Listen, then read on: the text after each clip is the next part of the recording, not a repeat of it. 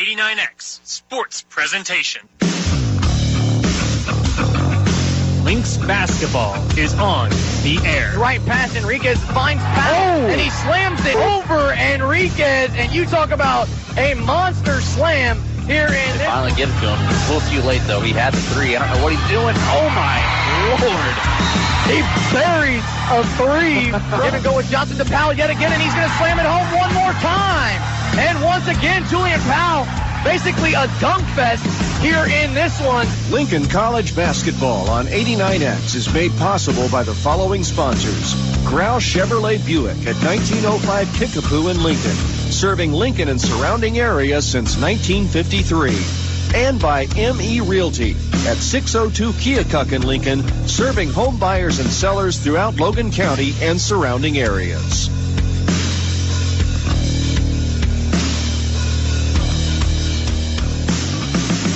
The air here on WLNX as I'm Nick Jackson alongside me, Adam Hoffman, bringing you back Lynx basketball here for the 2019-2020 season. Adam, great to be back with you as always. Again, we have a very new team, but yet a very similar team from the team that we had last year that finished 22-8 and impressed a lot of people in the NAIA conference per se.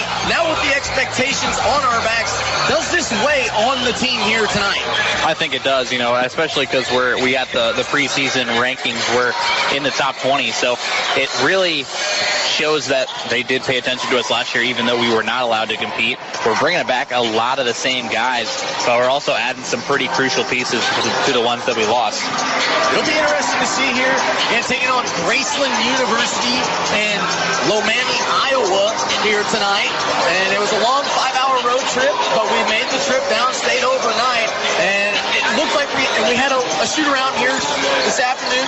I must say, the team looked pretty good for a first shoot-around of the year. Yeah, they really did. I think this year we're not going to play as much inside. We're going to be more of a guard-oriented team. I know you're thinking that we were that last year, but it's going to be even more this year than it was last year.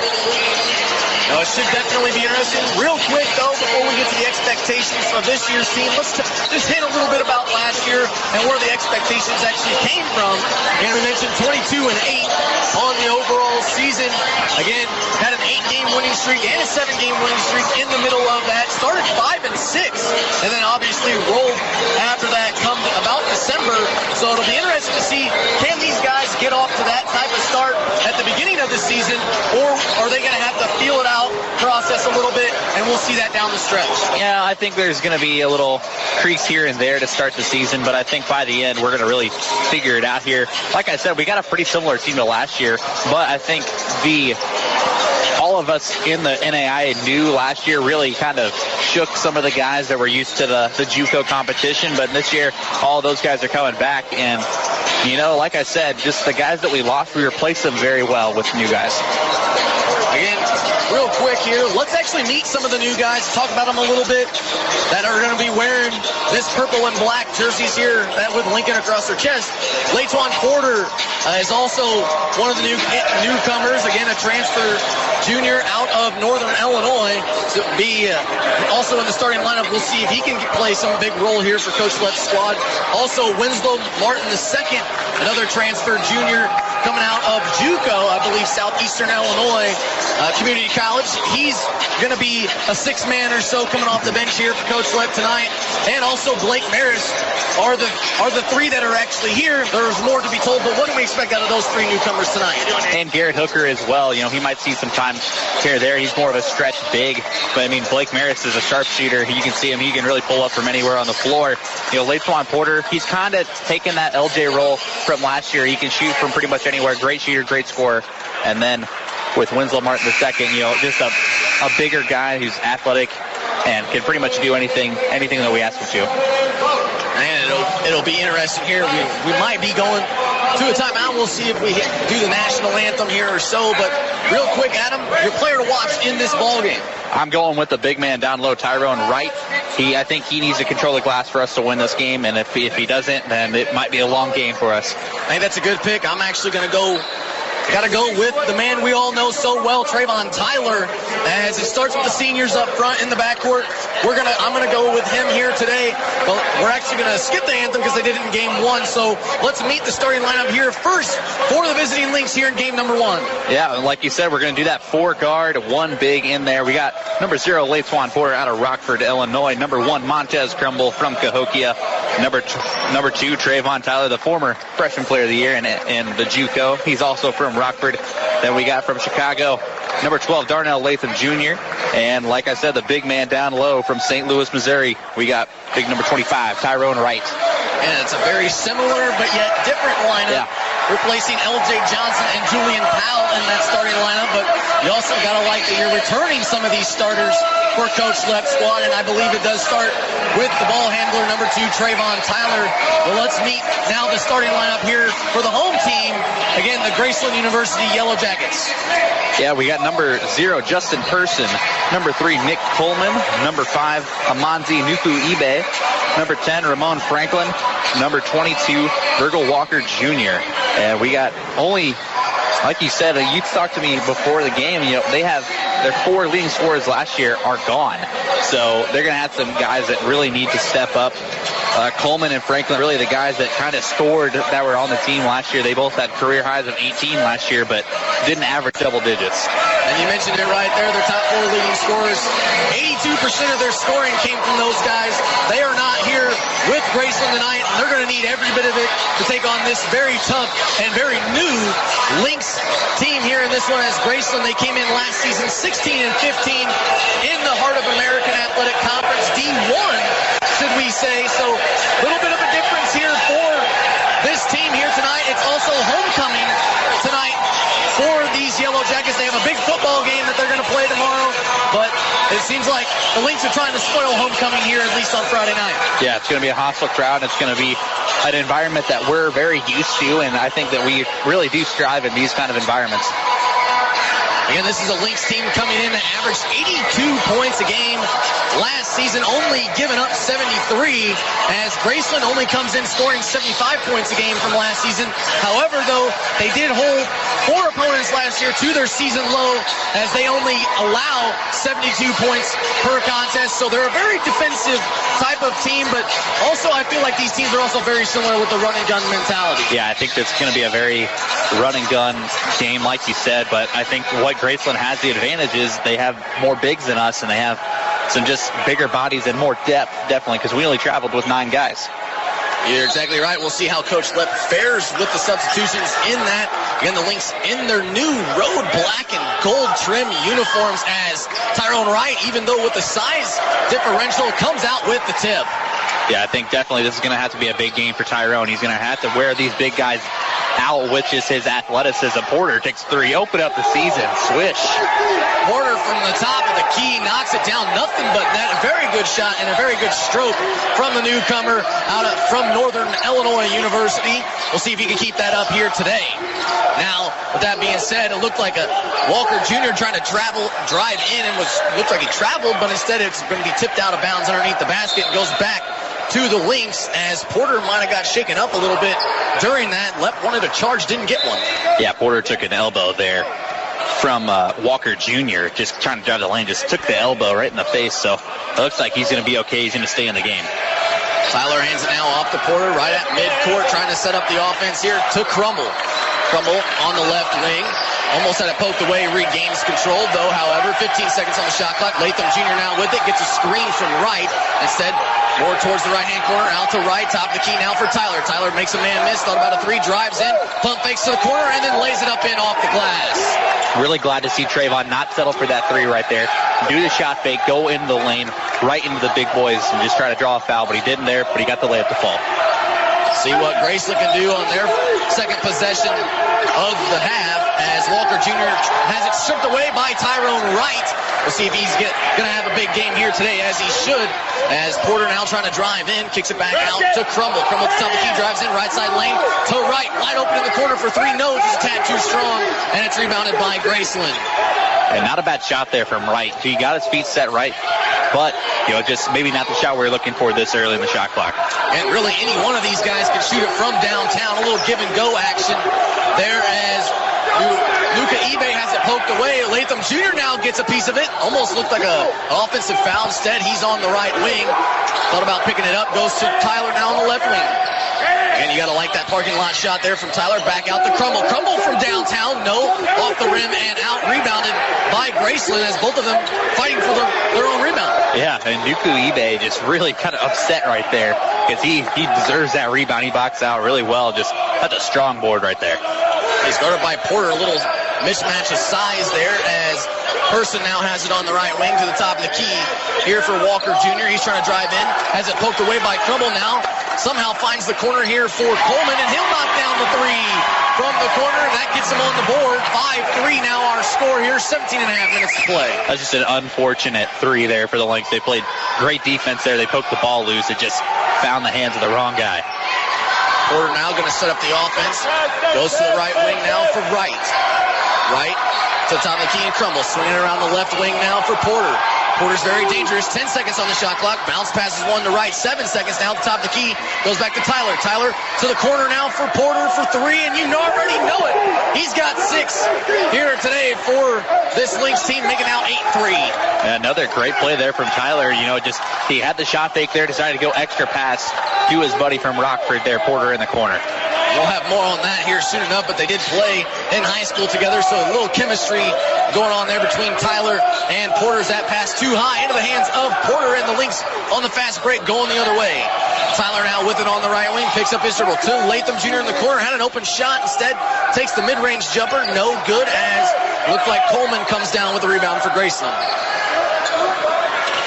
Coleman now looked like he was going to be pushing Tez around. No foul called, but Coleman calls a timeout, and already Graceland going to take their first timeout here in this one. 8-3 lead, though, for the Lynx, however, in the first 3.5 minutes or so of this ball game. Adam, real quick here, talk to me. I know first game jitters. We're not even 5 minutes into this game yet. Lynx already have a lead. What can we expect, and how does that calm them down here in this type of situation on the road? We're shooting the ball pretty well to start the game. I think as long as those shots keep flowing in, the confidence is going to keep boosting for us, and I think that's going to open up so much more inside later in the ball game. But I really like the distribution there from Trayvon. He's getting everyone involved early. Haven't really fed it to Tyrone that much down low, but I think with the two bodies for Graceland down low, it's kind of hard to give it to them. And I think you would agree with me on this one. This is a Lynx team that might shoot even more threes than they did last year. They definitely will. I think they're gonna rely on the three ball a lot more just because they don't have that big body inside. As Walker Jr. trying to drive in left side lane, gets called for a travel off the spin move, and it's another turnover committed by Graceland, and the Lynx will get the ball back here with the lead. Still 8-3 our score. Just over 16 minutes to play here in this first half. Tyler going to bring it up the floor. Bounce passes one to right at the top of the key. He's looking left. Hands it off to Latham Jr. on the left wing. Jr. thought about driving in instead. Going to go right around to the right side lane. Puts one up off the glass, and it will be an offensive foul as it looked like Ramon Franklin stood up in there and stood his ground and drew the charge. Yeah, it was close. I will give it to him. I think he was there just in time, but, a second earlier there for Latham, that would have been a block all day. So we're going to have our first substitution coming in here in this one, as looks like Luca Ebe checks out here for Orlando Gonzalez, a sophomore out of St. Cloud, Florida. And he didn't get that much playing time last year. I think he had a game high, maybe a 5 points or so. He really didn't play that much last year for this Graceland squad. Doc Self also came in, a point guard for Graceland, but Montez Crumble steals it away from him. Finds Latham Jr. back to Tyler at the top of the key. Had a wide open three, takes a step back three.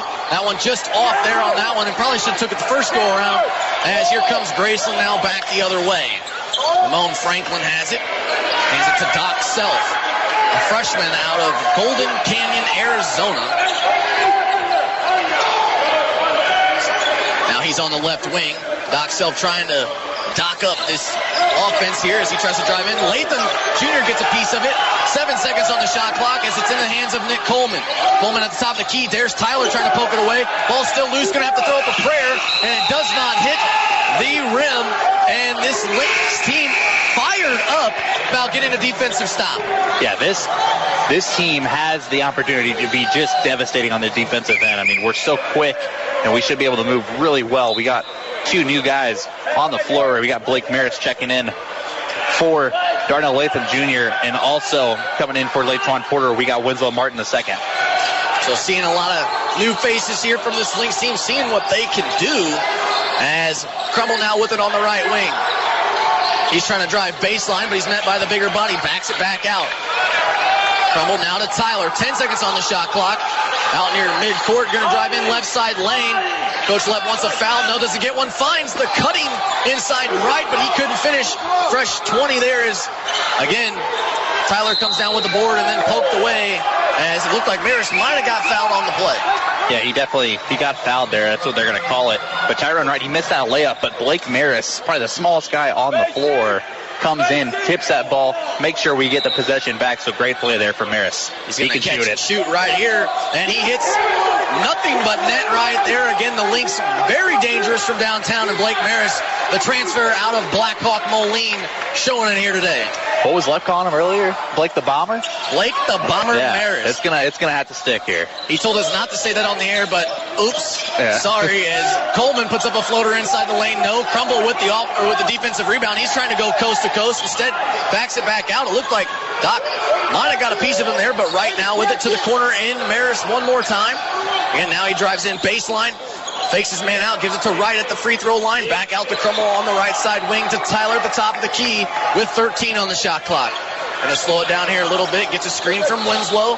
Instead, doesn't use it. Now drives in right side lane. Tries to drive baseline. Uses a pump fake. And they're going to say it was on the floor.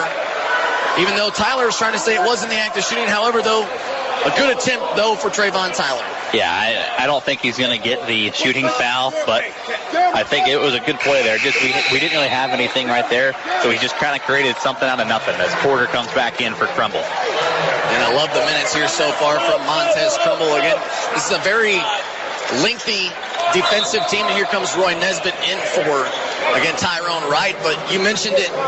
Tyler was capable of steals. Montez Crumble is capable of steals. Maris, Winslow, Martin, even Porter as well. All these guys are capable of steals, and this was a team that was already 5th in the nation last year in steals, I believe, with 286. As Coleman kind of treats Maris right there. It looked like he slipped. The crowd went nuts because he thought he had an ankle breaker, but instead, give Maris credit, he did fall. And now Maris a little rattled here, and this one loses it out of bounds, and it's going back the other way as already Trayvon Tyler taunting this crowd up and making them chirp even louder. That's what he loves best. Yeah, he's got to get him early, and I think this is going to turn into a rough game sooner than we think it is. 11-5 our score. 13 minutes remain here in the first half. As Graceland now with the basketball. Tyler almost came up with the steal. Instead, Gonzalez takes a three from downtown, airballs it as it goes out of bounds. And it'll be Lynx basketball here going the other way as they hold a 6-point lead. Yeah, I mean, Tyler going at him once again. But I think this time down the floor, we need to give the ball to Roy and just kind of see what they're going to give us down low as Porter just takes another three. And Porter gets it back. Comes up with a steal right there. Instead, he gets called for a foul. And awfully close there, but the defender did fall down, and sometimes that usually sways the officials' way. Maybe it's also homecoming with the crowd kind of going a little antsy. But, again, what'd you think on that? He didn't really have possession of the ball, so I don't really think it could have been that much. There can't be that much contact there on a loose ball situation like that. Self takes a step back three from the right wing and hits nothing but net as he buries it home. That makes it now 11-8. The score with 12:25 remain in this first half. And I believe we have a delay of game called. Don't see that one too often usually on Walker Jr. for Graceland. And normally that goes against us, but instead Graceland picks up the call right here. And talk to me a little bit about the delay of game. It's basically for a team when they make a shot and the same team hits the ball to the inbounder. You know, it used to not be like that, but they're really kind of making a point of emphasis on it the last couple of years just because they don't want, it's kind of like a taunting thing As Martin just drives right into the lane. Couldn't get the touch, just a tad bit too hard, but I like the aggressiveness from Winslow Martin II as Self kicks it to the corner here for Gonzalez for three, and he knocks it down. As, again, we heard about this in shoot-around today. Graceland is a very good three-point shooting team as they now tie it up at 11 with just under 12 minutes to play in this first half. Yeah, this one's already getting good. I mean, Roy has possession down low. You got to try to give him the ball there. Porter drives into the right side lane and is fouled in the act of shooting, so going to see our first free throw attempts of this ball game as Porter goes to the line. That is the first free throw attempts here, coming about 10 minutes into the ball game. That's very rare lately in college basketball. And the foul is on Walker Jr., the same one that got the delay of game issued. As Porter at the line for two, can't get the friendly roll off the first one, so 0 for 1 here to start the ball game. And Tyler, Latham Jr., Porter, Nesbitt, and Martin II all on the floor here for the Lynx as he makes a second one. 1 of 2, and the Lynx now lead by 1. 12-11 the score here. 11:45 remain in this first half. Self going to bring it up here for the Yellow Jackets. He's going to take another three from the same spot and hits it again. I think he's going to have a bigger stamp on this game than we might have thought coming into it. He's the freshman guard, only 5'10", but he's scoring in bunches here. As Tyler kicks it to the corner now for Martin II from downtown, and he answers right back. So that'll put it back, the Lynx back up by 1, 15-14 now. Here comes Graceland back the other way. Self, guarded by Latham Jr. as he'll bounce past one to Coleman on the right wing. And now instead he'll back it out. 16 on the shot clock. Drives in right side lane. And we have a foul on the floor, I believe, going against Trayvon Tyler. Maybe a little hold call there. And that's his first, only the team's second here in the half. So officials really letting these guys play. It's the first game. And you know there's going to be some iffy calls, a lot of things that they can improve on as Crumble comes back in for Nesbitt. I like that they're going to let him play here a little bit. Yeah, and we're definitely going with a smaller lineup here with Winslow Martin II. Taps that one back out of bounds, but he's going to be our biggest guy on the floor. It's standing only at 6'5", so we're really going to rely on the running gun mentality here. And he's capable, like we mentioned, he's got that aggressiveness in him. Like you said, even though he's 6'5", 6'6", he plays like he's 7 foot tall. Yeah, he can really play above the rim if we need him to, and I think he's going to be a valuable asset to this team coming off the bench.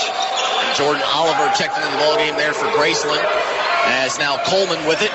12 seconds on the shot clock, under 11 minutes to play on the right wing as they get a screen. He'll take a three from the corner, a very high arcing three. No good as Crumble pulls down the board. Outlets now to Tyler. Tyler to Porter. One more pass to Winslow Martin II in the corner for three. No. Crumble, I like fighting for the rebound. Instead, they cannot get it. Self now. 15-14 lead. Graceland with the basketball. 10.5 minutes remain in this first half as Winslow reaching over the top. There just a little bit of Gonzalez. He'll draw a foul. So that should be his first, team's third here in the half. Walker Jr. now checks back in. Here for Franklin. Here comes Tyrone Wright in for Winslow Martin. So again, seeing Tyrone Wright coming back in, very capable. Like we mentioned, we heard Coach Lepp say, very interchangeable, a lot of these guys. Yeah, and Tyrone Wright is a pretty good look for us because he's tall, but he can also run like a deer. He's very mobile for how big he is. And Porter gets the push off there on Walker Jr., so that'll be, again, his second, team's fourth here in this one, as the Lynx will get the ball right back. Not a lot of turnovers so far in this ballgame, but again, we heard that Grayson is very turnover prone, and the Lynx just got to try to get in their head as Tyler just drives in left side lane, draws contact, and still lays it up off the glass. Yeah, that was a nice move there from Trayvon, just getting into the lane, doing what he does best, just creating shots for himself. 17-14 lead now for the Lynx, as there's the turnover as we were just talking about, a traveling violation another offensive foul, this time going on Walker Jr. I believe that's got to be his third. Yeah, it's got to be his third. That's back-to-back possessions for Graceland. that results in a moving screen. So again, now we have a media timeout here real quick. 17-14 lead, though. Just under 10 minutes to play here in Graceland, Iowa, as your Lynx lead. We're going to hear a word from our sponsor here. Grouse Chevrolet Buick in Lincoln is proud to be a sponsor this season of Lincoln College men's and women's basketball on 89X and our sister station LCTV. Thanks to their generous support, you'll never miss a single broadcast this season as the Lynx compete in the NAIA action. Grouse Chevrolet Buick has served the Lincoln and surrounding area with new and used vehicles along with a complete service department since 1953. Grouse is open Monday through Friday between 8 and 7 and on Saturdays between 8 and 3. Grouse Chevrolet Buick in Lincoln at 1905 North Kickapoo in Lincoln. Wow, that was very good, Adam. Again, something new for us this year as well, putting in live reads on the broadcast. And I guess someone thinks we're capable of that.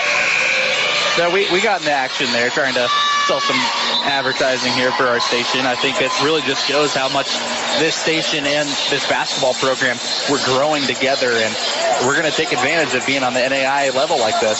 For sure. Now, first 10 minutes here of this ball game has gone by. Lynx still with a 3-point lead here in the first 10 minutes. Do you like what you've seen so far from Coach Lepp's squad? Yeah, definitely. I think there's definitely room for improvement, but I think we're getting pretty good looks. We're not forcing up very many bad shots. I'd like to see us get in the paint a little more like Tyler did in that last possession, getting inside, but that's just not how we're oriented this year. Well, Porter just tried to do that, instead could not get the floater to go. Here comes Graceland now back the opposite direction. 17-14 lead, 9.5 minutes remain in half number one. As Porter comes up with the steal, finds Tyler. Outlets now to Crumble on the right wing. He's got Latham Jr. and Tyrone Wright on the floor as well with him. Porter now trying to drive in, spin move towards the baseline. And Coach Lepp wanted a foul, instead finishes through contact anyway. And Latwan Porter really having himself a first half. Yeah, Porter, he's looking solid on both ends of the floor. He can really defend. He got that steal on self, and then he goes into the lane. Just nice spin move there for a layup. I believe now we have a foul going against Tyrone Wright. Interesting concept here as the crowd really getting behind Trayvon Tyler as he kind of whiffed on the dunk right there, but instead should have been a fast break. I don't think he was usually trying to dunk there. I think he was kind of throwing it up, just doing a little weird thing, just because the whistle's already blown. But yeah, the crowd, you shouldn't be laughing at it for that one. Here comes Martin, second, getting ready to check back in. He will for Porter. One thing I did hear about Latwan Porter is, yes, we're seeing it right here. Very solid, very solid guard. Can play the three, a very L.J. Johnson type, like as you mentioned. And we have an offensive foul going against Graceland as it looked like an illegal screen going on Gonzalez. Yeah, I mean, they've had so many calls like that. I mean, they really got to take a look in the mirror on just like how they're setting their screens, just because they're just at countless times, it seems like in this first half, they're getting called on it. And Graceland poked that one away right in front of their bench.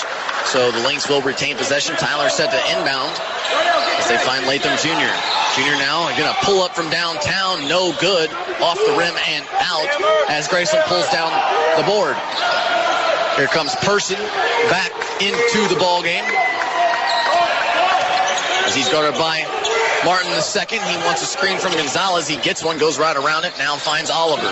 Oliver to Franklin. He's on the left wing trying to drive in. Baseline, picks up his dribble, trying to feed it down low, but it's kicked by Martin, and it'll stay with the Yellow Jackets. And so they'll inbound underneath their own basket right here. They're in the home white uniforms. 19-14 is our score. Lynx still on top with 8.5 minutes remain in half number one, I should say, as they inbound it to the top of the key in Franklin. He'll hand it back off now to Nuka Ibe. I'm sorry, that's Person. He's going to pull up from way downtown from the top of the key. No, tip back, no. And we're going to have an offensive foul over the back called on Gonzalez. And it's going back the opposite direction. And you got to love what you're seeing here from this Lynx team.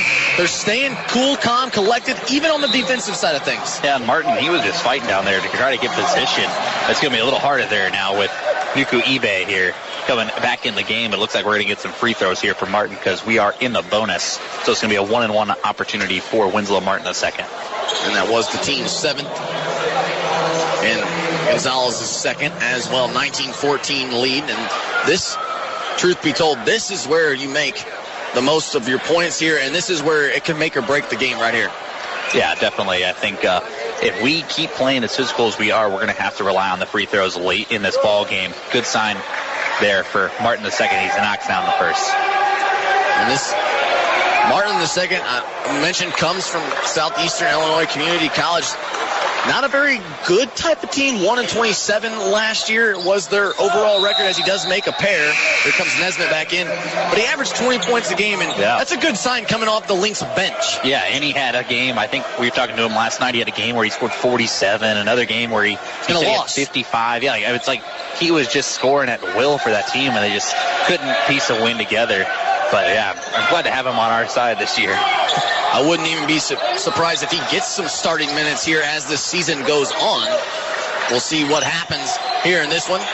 As now Oliver with it finds Self back to the top of the key for Graceland as they're 10 seconds on the shot clock. Guarded by Latham Jr. Going to take a right wing 3. No. He's already made 2. A tip back by Oliver. No. Nesbitt with the rebound. Outlets now to Tyler. Here come the Lynx on the fast break the other way. Tyler with a step back 3 from the wing, and you know it. Buries it right in front of that the Yellow Jackets bench, and then gives the crowd a little bit of a look. Yeah, I mean, that's what he does. So, I mean, we'll see later on how that's going to affect the game. We have Crumble here on person. I'd like to see him switch on to Doc Self because I think that's a really good matchup there for Crumble. Crumble, one of our better defenders. He takes on Oliver right there. Bodies him up, no good. Last touch by Oliver as he was trying to go for the tip back. And all of a sudden, I heard Coach Lepp say this as the Lynx go the other way.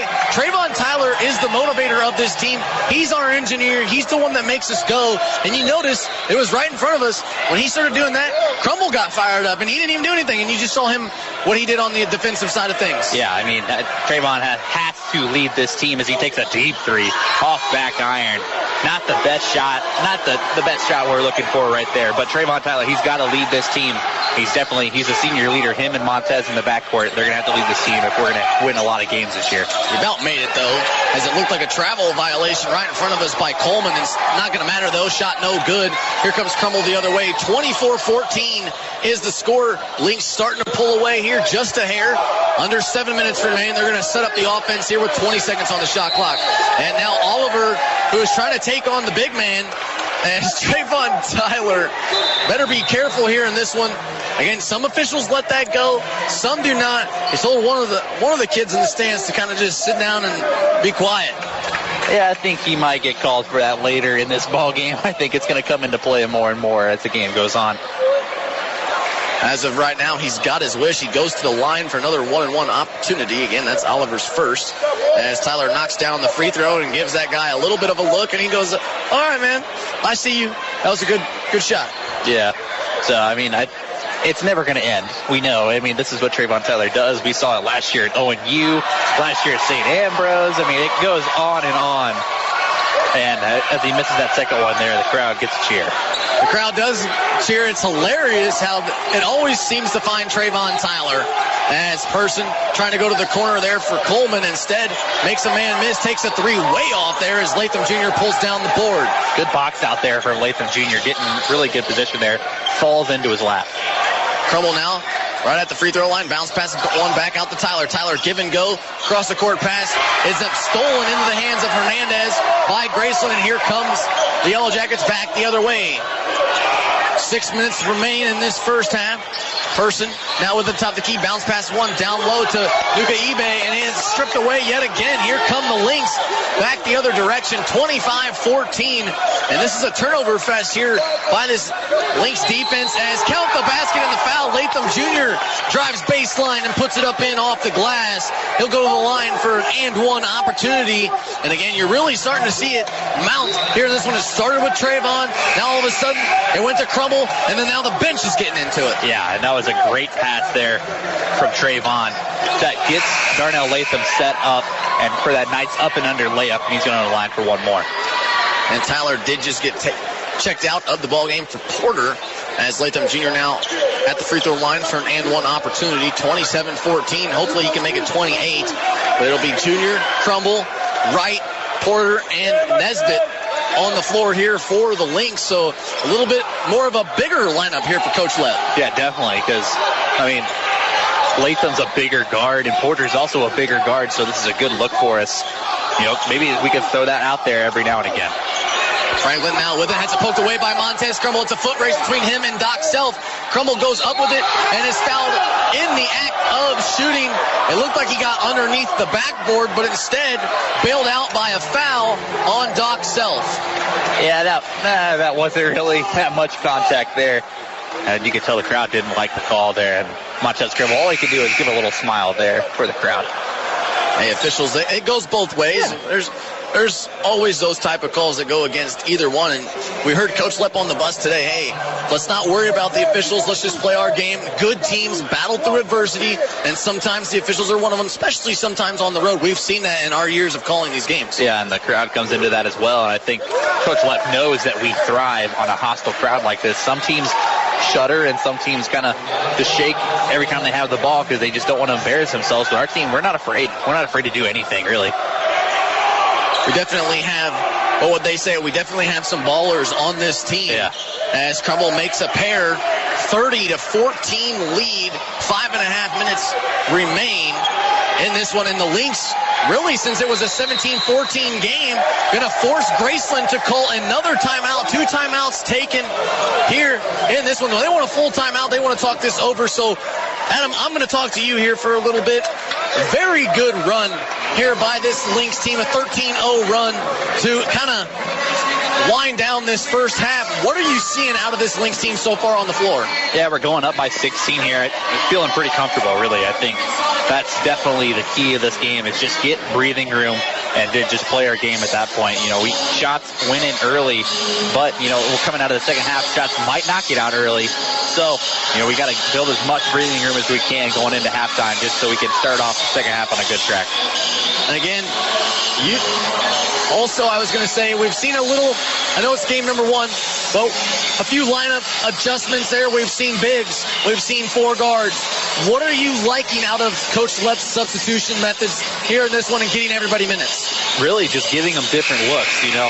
As you said, we started with the 4 guards like that, but then, you know, Coach Lepp could just throw in Roy and bring out a guard, and that just switches up everything for that Graceland defense because they're playing us one way with the 4 guards, and then they got to worry about the 2 big guys on the very next possession. So I think it's a good switch here for Coach Lepp because last year, you know, we really were guard-oriented, and then we had Julian to throw lobs to.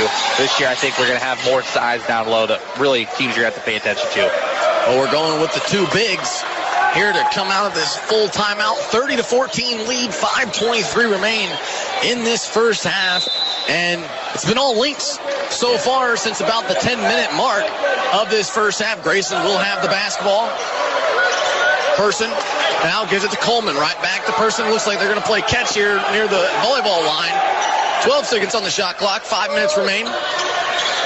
As Coleman now with it, guarded by Latham Jr. trying to drive in. Right side lane, puts one up high off the glass, and he'll get it to go through some contact. Looked pretty good defense, though, by that Lynx team. Just a better shot. Yeah, Nesbitt barely got it over Nesbitt's hand there. That was a good contest, though, for the Lynx. And here comes Trayvon Tyler back to the scores table. You know he wasn't going to sit out for very long. Latham Jr. now with it at the top of the key, swinging around to the right wing, and Crumble thought about driving baseline, kicks it back out to Nesbitt. Nesbitt wide open for 3. He's going to take it, no good. But we talked about that earlier. Very good touch from the big man, even from downtown. Just couldn't get that one to go. Yeah, I like it how the coach is there. Really, he liked that shot, just it didn't fall for us. Coleman takes a 3 from the right side corner, no good. Porter with the defensive rebound, 30-16 lead here for the Lynx. 4:18 remain. Porter now with it, picks up his dribble, finds Nesbitt, trying to give and go with him, feeds it down low to Wright. Big man versus big man. Wright with the right hand hook, no good. Wanted a foul, didn't get one. As here comes Graceland now back the other way. Adam, hold that thought. We'll get to you in just a few seconds as Franklin ends up with a traveling violation. But you talked about it right here as here comes Trayvon Tyler back in for Roy Nesbitt. You like that they went to the big man down low and Tyrone Wright. Yeah, they finally gave him a touch there. Tyrone gave him a good move. You know, he could have gotten hit, could have not. I personally think there was a little bit of a bump there but it was just good to see Tyrone put a move on someone just to let the defense know he's there, just in case, because we can fit it to him anytime we want to. And we might be a little bit biased too. Yeah. On that side of things. It was close, definitely. Porter now with it, drives into the right side elbow, bounce passes one back out to right, and it looks like we have a foul going against Graceland. See what that one was there in just a few seconds.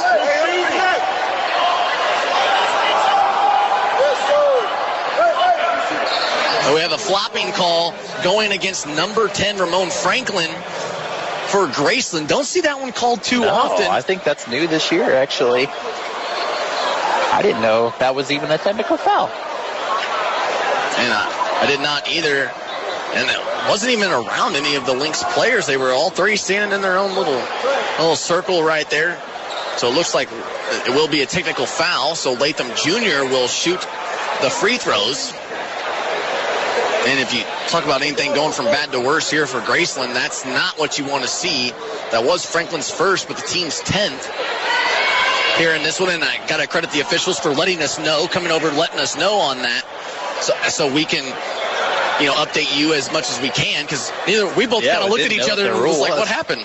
Yeah, because they did call that in the John Wood game. I saw that symbol, and I had no idea what was going on, because, we saw the one last year where the cylinder rule, where you had to give them space, and then he also called that, and it was not a technical foul in that game. Maybe it's just because it was an exhibition game. They didn't do that, but that's just a weird call, but I'm glad they're kind of taking it into emphasis here, just because flopping has kind of gotten out of hand here in the last couple of years. Sure has. We've been guilty of it a time or two last season, but man, if it was part of the game, you might as well embrace it and use it. So we like the officials honing down on that a little bit. Yeah, I like that too. Just play good defense and you'll get rewarded if you play that good defense. Latham Jr. made the technical free throw. The Lynx will get the ball back. And 3:45 left to go as Tyler three from downtown on the right wing, and he stares down the crowd yet again as he drops one home. 34-16 lead here for the Lynx, and it's been all them so far in this first half. Graceland now coming back the other way, just looking for a spark, an answer of some sort. Person now with it on the left wing to the top of the key there for Hernandez, and it's going to be a traveling violation.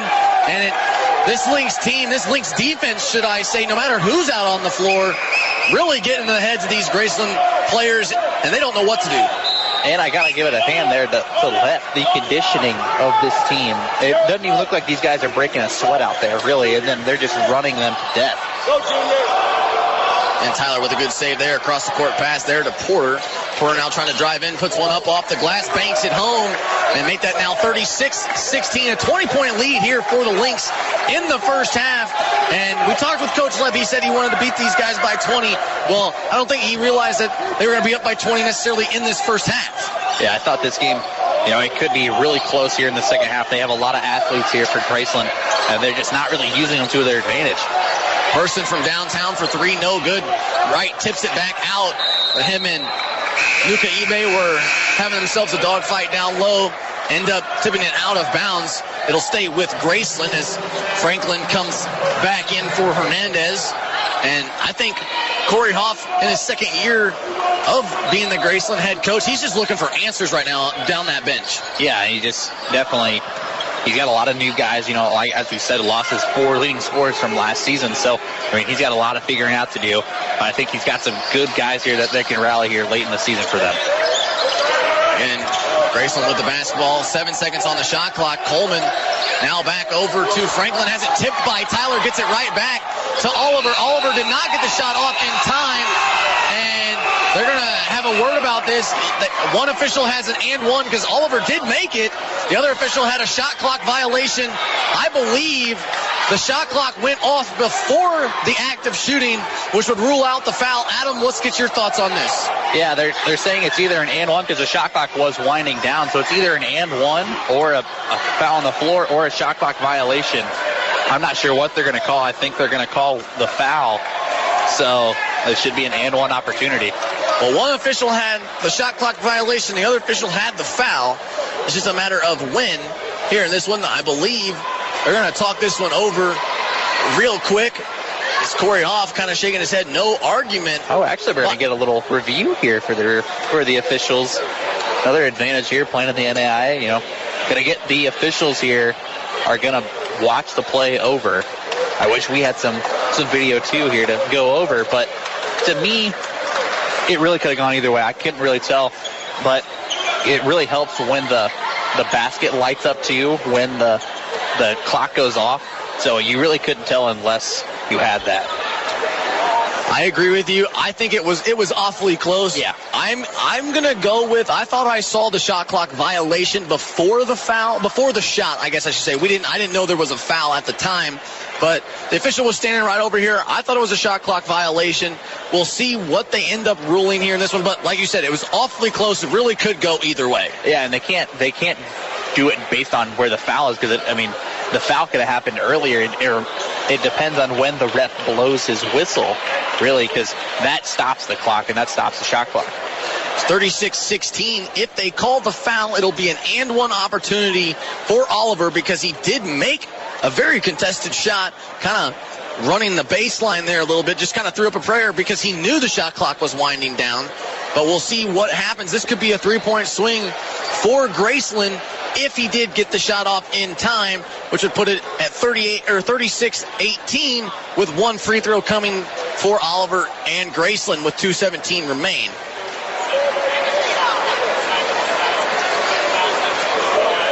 I think they are going to call the foul, and they're going to do an and one opportunity.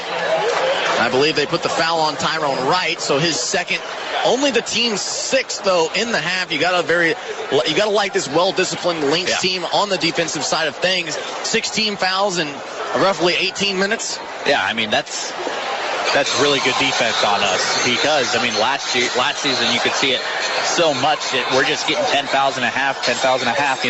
We can't win ball games like that, especially late down the stretch, like how we lost a lot of games last season. We only had 8 losses, but 4 of them came in overtime by 1 as well. Again, only 1 went to double overtime, and I believe lost by 2 in that one, but still a basket either way. So now we're having some confirmation here. They want to know who the foul was called on. It was going to go on Tyrone Wright. Like we mentioned, his second, team's sixth. Here comes Martin, the second back into the game. He'll get Tyrone Wright, as you don't want him to pick up his third foul here with 2 minutes remaining in this half. Again, Jordan Oliver at the line for an and one opportunity. And Coach Lepp, I don't think really agreed with it about going in. It definitely did go in. I think they do have the right call right here. Yeah, I think they got it right. It doesn't matter anyway. You missed the free throw. So we're going to swing it over to Phil Latham Jr. for the three. And no Latham Jr. couldn't knock it down. Here comes Graceland now back the other way. Coleman with it, but Crummell right there to stop him on the fast break, make them set up their offense. And I think this is a Graceland team that loves to run and gun, but this is a Lynx team that has not allowed them to do so here in this ballgame. Person now to Coleman on the right wing, takes a deep three, no good, too strong, into the hands of Latham Jr. as the Lynx going to slow the pace down here with 1:45 remain in this first half. Latham back to Porter, swinging it around the perimeter now to Crummell to Tyler in the left corner. Tyler takes a step back three. Looks like he might have got a hit, but it's going to rattle home for him as well. Good defense, just better offense there by Trayvon Tyler. 39-18 lead for the Lynx.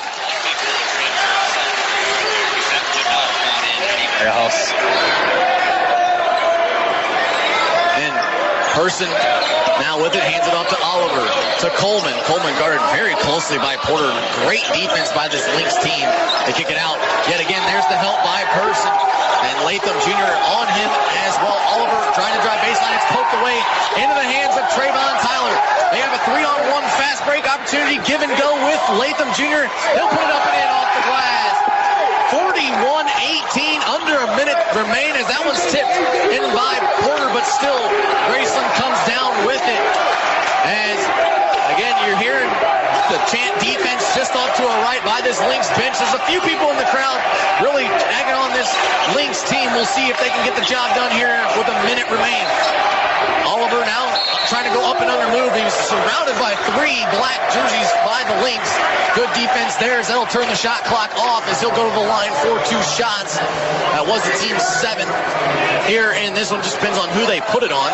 Looks like they're going to put it on Crumble, which is a good sign. His first, mentioned team 7, 41-18 lead, 29.9 seconds remain, so shot clock will be turned off. Now, the real question I want to ask you, though, Adam, we've seen this Lynx team really go after they get the basketball. Do they hold for the final shot and take it into halftime, or are they possibly just going to try to score when they can? I think you need to hold it for the last shot, just even if it misses, it does not give them another possession to try to score on us to try to cut into this lead. So definitely you need to just hold the ball here and get a good shot here for the last one. And Oliver did make his first one, does have one more free throw coming. Again, the Graceland sending everybody but one back in the box as the second one is in as well. 29.9 seconds remain. Again, you're hearing Coach Lepp right in front of us saying one shot as they do get it across half court as we're under 20 to play. Now Tyler just holding it right at midcourt. It is Tyler, Crumble, Martin II, Porter, and Latham Jr. on the floor here for these final seconds. In half number 1, the Lynx lead 41-20. A 21-point lead for the, as there's 5 seconds. 4 kicks it to the corner for Latham Jr. for 3. No, off the back of the rim. And out is rebounded by Persons. And that will do it here for half number 1 by this Lynx team here in game number 1. And as a Lynx fan, I think you have to be happy with what you saw in this first quarter. Again, a 41-20 lead for your Lynx as that was the end of the first half. Again, Adam, real quick, talk to me a little bit about some of the shots. You liked most of them, but the real thing I really want to emphasize here is when was the last time you saw this Lynx team hold their opponent to only 20 points in 20 minutes? It's amazing, really. I've never seen that really while I've been in college. I mean, it's so great. The defense, we're just swarming everything, it seems like. Every time someone gets into a danger spot, we're coming for the double, or we're coming for just taking the passing lanes away from this offense here at Graceland, and they just seem lost out there. They really did. Like we mentioned, they had no answer. They had no idea what to do against this Lynx defense, and I think that's credit to some of Coach Lepp's substitution, always giving them a different look, as you said, and then give some of the credit to the guys because they're still the ones down there making the shots. Yeah, we're making a lot of contested three-pointers, and we're getting inside pretty much whenever we want because we're just not going in there that often.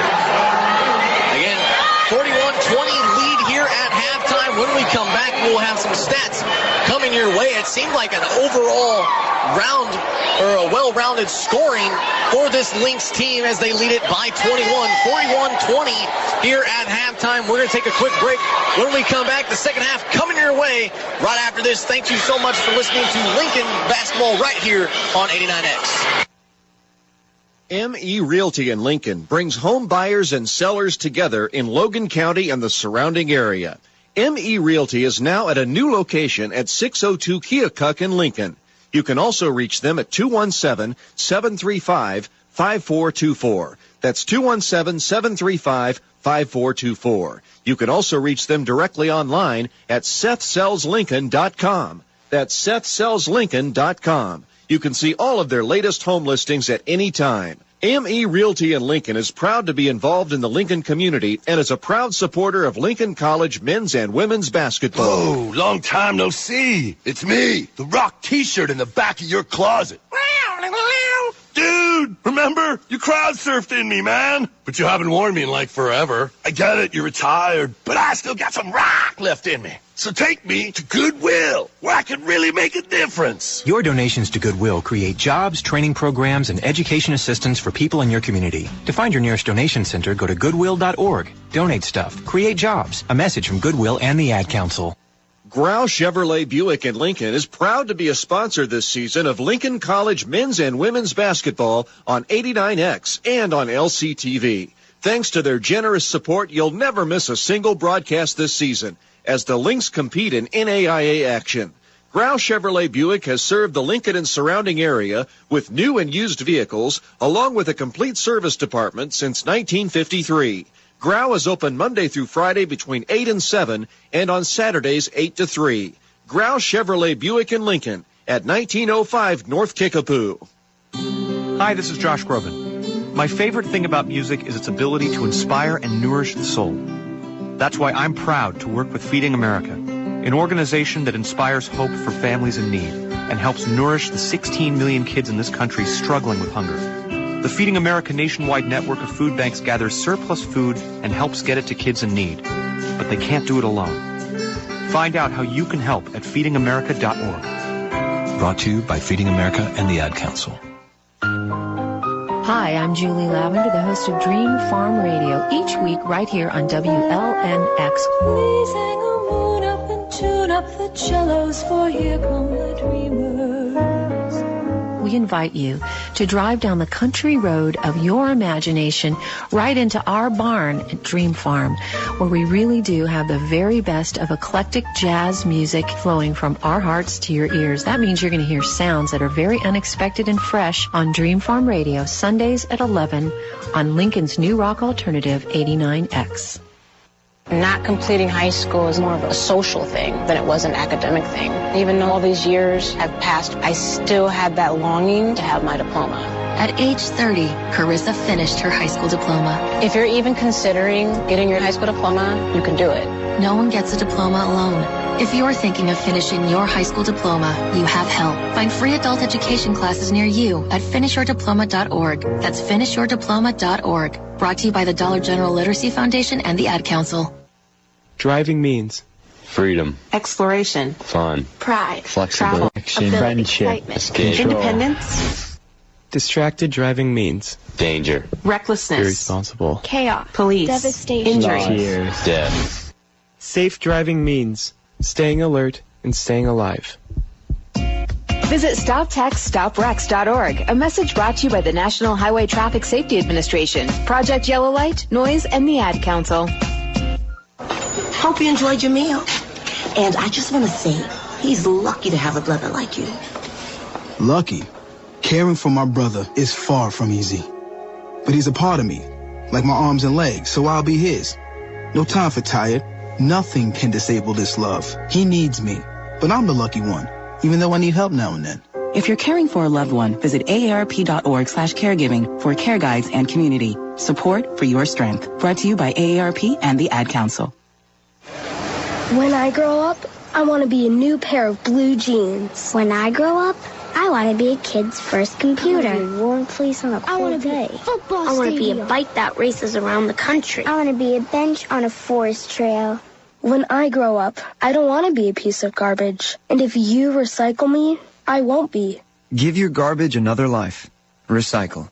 Learn how at iwanttoberecycled.org. Brought to you by Keep America Beautiful and the Ad Council. A ranger station. I'd like to report a bear hug. Okay. I put out my campfire and Smokey Bear hugged me. So you drowned the fire, you stirred it, drowned it again, and felt that it was cold? Uh-huh. Yeah, but he's just letting you know you did good. Bear hug from Smokey Bear. Status update. I'm going to let you go now. There are many ways to start a fire, but one sure way to put it out. Learn how you can do your part at SmokeyBear.com. Sponsored by the U.S. Forest Service, Ad Council, and your state forester. We all play a role in keeping our community safe. Every day, we move in and out of each other's busy lives. It's easy to take for granted all the little moments that make up our everyday. Some are good, others not so much. But that's life. It's when something doesn't seem quite right that it's time to pay attention. Because only you know what's not supposed to be in your everyday. So protect your everyday. If you see something suspicious, say something to local authorities. Tweens have mastered the art of tuning out. Jen, there's a spider in the car. We're turning your room into a home gym. See? Nothing. But some messages need to get through. Like making sure they're buckled up the whole ride, every time. Do whatever it takes to make your child listen. Jen, I friended your boyfriend. Wait, what? Buckle up, sweetie. Never give up until they buckle up. Learn more at safercar.gov/kidsbuckleup. A message from the National Highway Traffic Safety Administration and the Ad Council. This is Mario Andretti. You know me as a race car driver, but I'm also a Meals on Wheels volunteer. I've raced against the sport's biggest personalities, but I've never met more vibrant, amazing people than the seniors served by Meals on Wheels. You can make a difference by dropping off a hot meal and saying a quick hello. So, America, let's do lunch. Volunteer your lunch break at americaletsdolunch.org. This message brought to you by Meals on Wheels America and the Ad Council. You wanted to be a teacher when you were little, but as you grew up, things changed. Teaching just didn't seem like the best option anymore, so you decided to become something else. But what would your 12-year-old self say? Interesting and innovative things are happening in teaching today, so it's time to put it back on your list. Don't try to convince yourself otherwise. You had it right the first time. Find out how you can make more at teach.org. Make more. Teach. Brought to you by Teach and the Ad Council. ME Realty in Lincoln brings home buyers and sellers together in Logan County and the surrounding area. ME Realty is now at a new location at 602 Keokuk in Lincoln. You can also reach them at 217-735-5424. That's 217-735-5424. You can also reach them directly online at SethSellsLincoln.com. That's SethSellsLincoln.com. You can see all of their latest home listings at any time. ME Realty in Lincoln is proud to be involved in the Lincoln community and is a proud supporter of Lincoln College men's and women's basketball. I'm Glenn Busby, producer and host of The Best of Our Knowledge. Each week, we examine current trends in education, keep you up to date on the latest teaching methods, research, and training. We also focus on gender education, reform, science and technology, literacy, and the arts. Hear how education can be fun and informative. Please join us on The Best of Our Knowledge. Sunday mornings at 10:30 on 89X. Hello, my name is Sadia Anders, and I'm here with Trey Jones, and we will be discussing his roles as Vice President of Student Government. How are you doing today, Trey? I'm doing good, Sadia. How are you? I'm great. So, what got you interested in joining student government?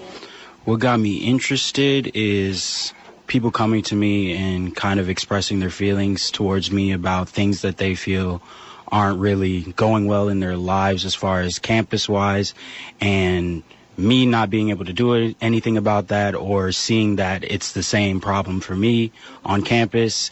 That definitely poked my interest for being in SGA. Great.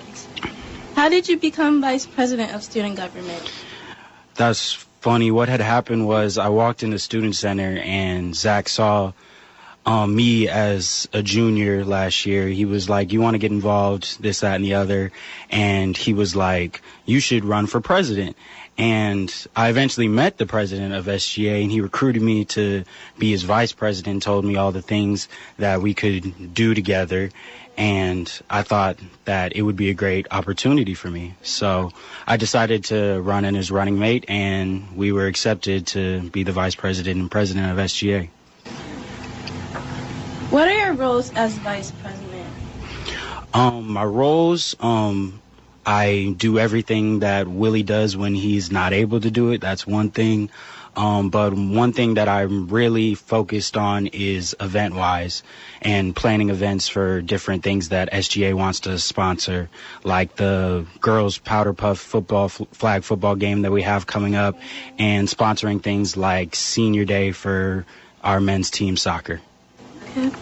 Sounds cool.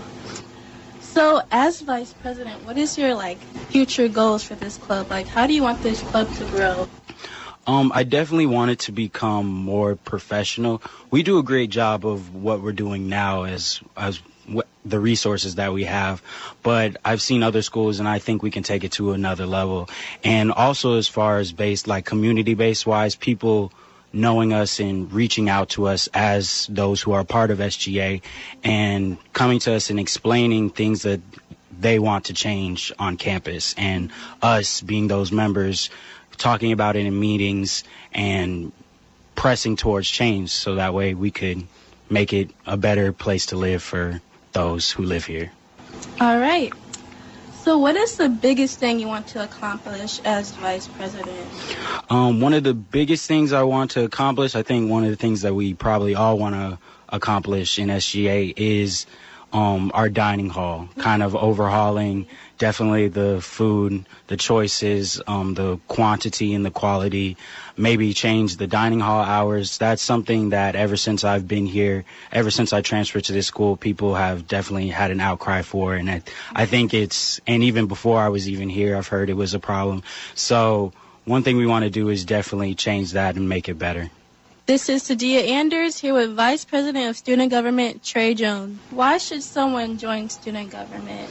Like, let's say an incoming freshman, what would you tell them to be like to join student government? First off, foremost, if you're into politics, it's definitely the way to go as far as even criminal justice wise. But as far as just creating change and being a part of something special, the reason why you should be in student government is just to be an advocate to those who have a voice, and you are able to listen to them and help create change on campus. Okay. What is your favorite part about being in student government? My favorite part, definitely the meetings, because I'm a very particular organized person, and Willie, the president, he does a great job of running our meetings, and I'm just a person who's very organized, and I really like how in meetings that we just go through things and go through the order of things and get things done. Anything else you want to add about student government? Come out to the Powder Puff football game November 8th. Those of you who are participating, you can come out and get your flags on and get your coaches and get on the team. And those who just want to see a good game, just come out and watch. Well, thank you, Trey, for joining me in this interview, and you have a nice day. Thank you so much. That was Vice President of Student Government, Trey Jones. Now back to 89X basketball game. Welcome back to, again, Lomami, Iowa, here at the University of Graceland University, the Yellow Jackets. And before I go any further, I mean, we know that this is a Lynx team leading by 21 at halftime. However, though, Adam, very nice campus here. It's almost bigger than the town. Yeah, it is almost bigger than the town. A very nice campus. A lot of scenery, a lot of wide open grass area there. I'd say it's a very nice campus and a very, I would say, different style of gym they got here. That's kind of, it's more of a dome area. It really reminds me of the assembly hall at U of I. And really, from the front of this thing outside, it looks more like a spaceship from Star Wars, I would say, more than a gymnasium. But it looks really cool on the inside. I mean, I have to give you that one. I mean, You're pretty much right. I was like, when we started walking in, I was like, really, that's the gym? Like, no. Yeah. But we're getting ready to start the second half here. We'll have stats coming your way as time permits us, but it will be Graceland basketball. Again, same starting five out there for both squads as Person takes a three in and out and off the hands of the Lynx. Here in this one, they're going to say actually off of Tyrone Wright. Actually, both defenders let it go out of bounds. Instead, it was off of us. Yeah, that's really just, you need to grab the rebound. You can't try to tip it to someone else just because you never know what's going to happen. So far, though, as we're going to, intertwine some stats in here. Again, the leading scorer for the Lynx is no one else but Trayvon Tyler, but Porter not too far behind. Yeah, Trayvon led the way with 14, but Porter right behind him with 11. He's 2 for 3 from the three-point line in that first half. Grayson trying to get a shot up with 8 seconds left. Coleman knocks down the three right in front of their bench. And maybe that could be the sign here in the second half, as they could not get anything going in the first half. 41-23 lead. Here come the Lynx now back with their first possession of the second half. Porter with it on the right wing. Sees the lane, drives baseline, give and go with Crumble. Crumble tries to put it up, but then has it tipped out of his hands. And then jump ball, possession arrow will stay with the Lynx. 12 seconds remain on the shot clock. And that last three there from Nick Coleman puts him into double figures with 10 points, and he is the leading scorer for Graceland University. I would assume by all threes for the most part. Yeah, basically. Latham Jr. now with it, trying to drive in. Right side lane, puts one up off the glass, just a tad too strong. Pulled down by Luka Ibe. As here comes Graceland back the other way. They got a tall task in front of them here in the next 20 minutes. Going to have to score more than a point a minute if they want to get back into this contest. That's why they made the three-point shot. Kind of give them a little bit of help there. As that one's kicked off of Crumble's leg out of bounds. stay with Graceland. But, however, talk to me a little bit about this defense. We saw that the Lynx defense really played well in the first half, and you got some stats to prove it. Yeah, they forced 13 turnovers and 8 steals.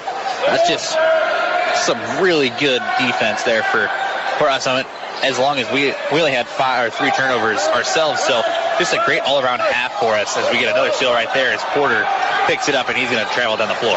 Give and go with Crummell, who looked to be fouled hard on the play, and no foul was called. Crummell still slow to get up. It's going to be a 4-on-1 fast break as Nuka Ibe lays it up and in. And all of a sudden, this crowd's starting to get behind their team here a little bit. Crummell still looks to be shaken up just a little bit. That was poked away. Here comes Ramon Franklin back the other way. He falls. Ball's loose on the floor. Crummell, Franklin are there, and they will have a tie-up. A jump ball. Trayvon Tyler showing good sportsmanship, helping Franklin up. Possession arrow stays with Graceland, but that was a crazy about minute and a half there on back-to-back possessions. Yeah, it was really a change of pace here for Graceland because they really didn't shoot the ball well in that first half. They didn't really get anything they wanted to when they finally just breathe a little light there into their offense as they get a stop on defense and then they go right back to the offensive end. Now, we talked about it, though. You talked about the conditioning of this Lynx team. Not mentioning them here in this one, but Graceland, coming out. We talked about, at the beginning of the game, both teams really want a run and gun type of mentality. You're seeing it here in the second half by Graceland to start this second half, but we're still 18 minutes to go. Are they going to wear themselves out by doing this? Yeah, I think they should really be playing a different game. They have so much more size than us. I mean, Walker had 3 fouls in that first half, so he didn't quite play as much, but he's by far one of their better players. And also they have Nuka Ibe down there who's just huge. He's 6'9", he's solid muscle. So, got to go to those two down low just to see if they can get a point on us. And they're cleaning up some sweat on the floor due to the jump ball as Crummell and Franklin were both on the ground.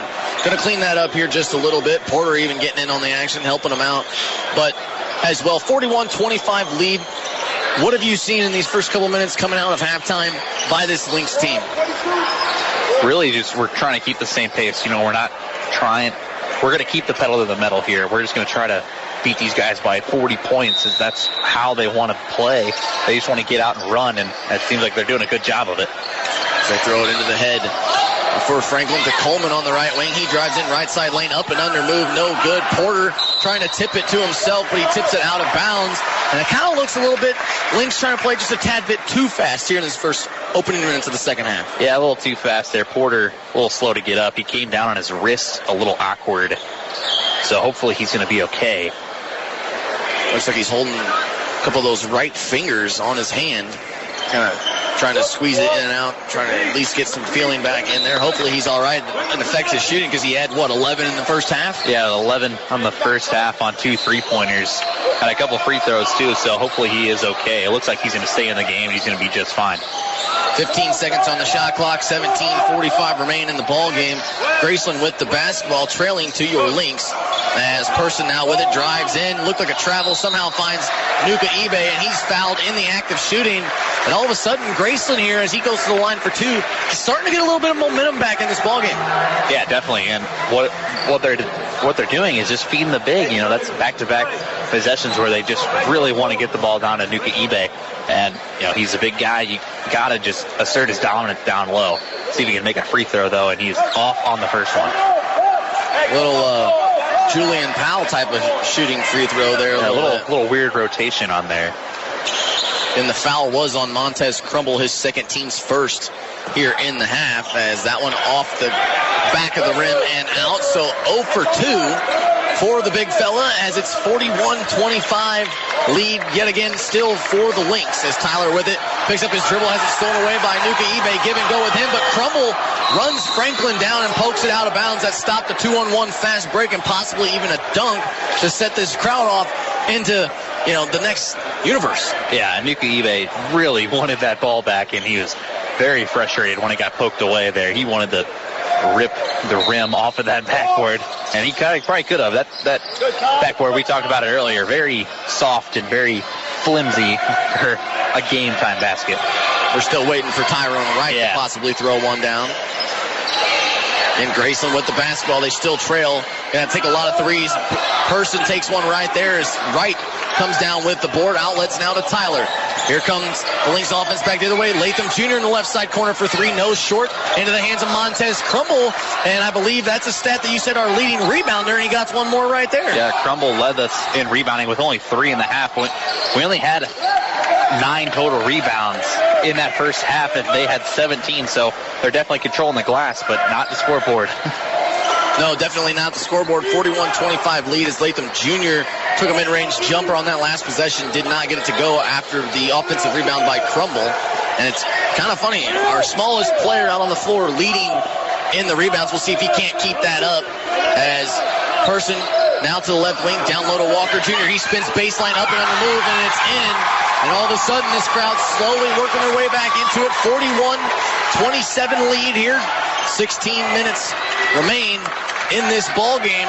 And if they get another basket or two, the Lynx got to score right here. Possibly a timeout taken by Coach Leb if they cannot score. Latham Jr. now drives in baseline, puts one up and under, and no good. The crowd wanted to travel. Didn't get one, but Jr. fouled in the act of shooting. Yeah, trying to get us the first points of the half. We just did not. We're coming out pretty cold here, and I did say that in the first half. Is the shots might not be falling for us early in the second, so we need to build that lead up. I'm glad we did, because we just can't hit water if we fell out of a boat right now. And Porter having a little word with the official there. Going to have to be careful as Latham Jr. knocks down the first one right there. So that's the first points of the second half here for the Lynx. As that one also misses, so it should be 42-27. They have not changed it on the scoreboard yet. I think they've had some problems with that in the women's games. That give and go there, up and under move to Coleman, and he'll lay it up and in. As it's 41-29 now. We'll see if they can't give us one more point here in this one. As it should be 42-29. Again, still looking at it, as it looks like they're getting there in just a few moments. Tyler with a good crossover there to the left wing for three from Crumble, and he'll knock it through. So make that now a timeout taken here by Graceland, as we're still waiting for that extra point to be put up along with the three-pointer. Should be 45-29.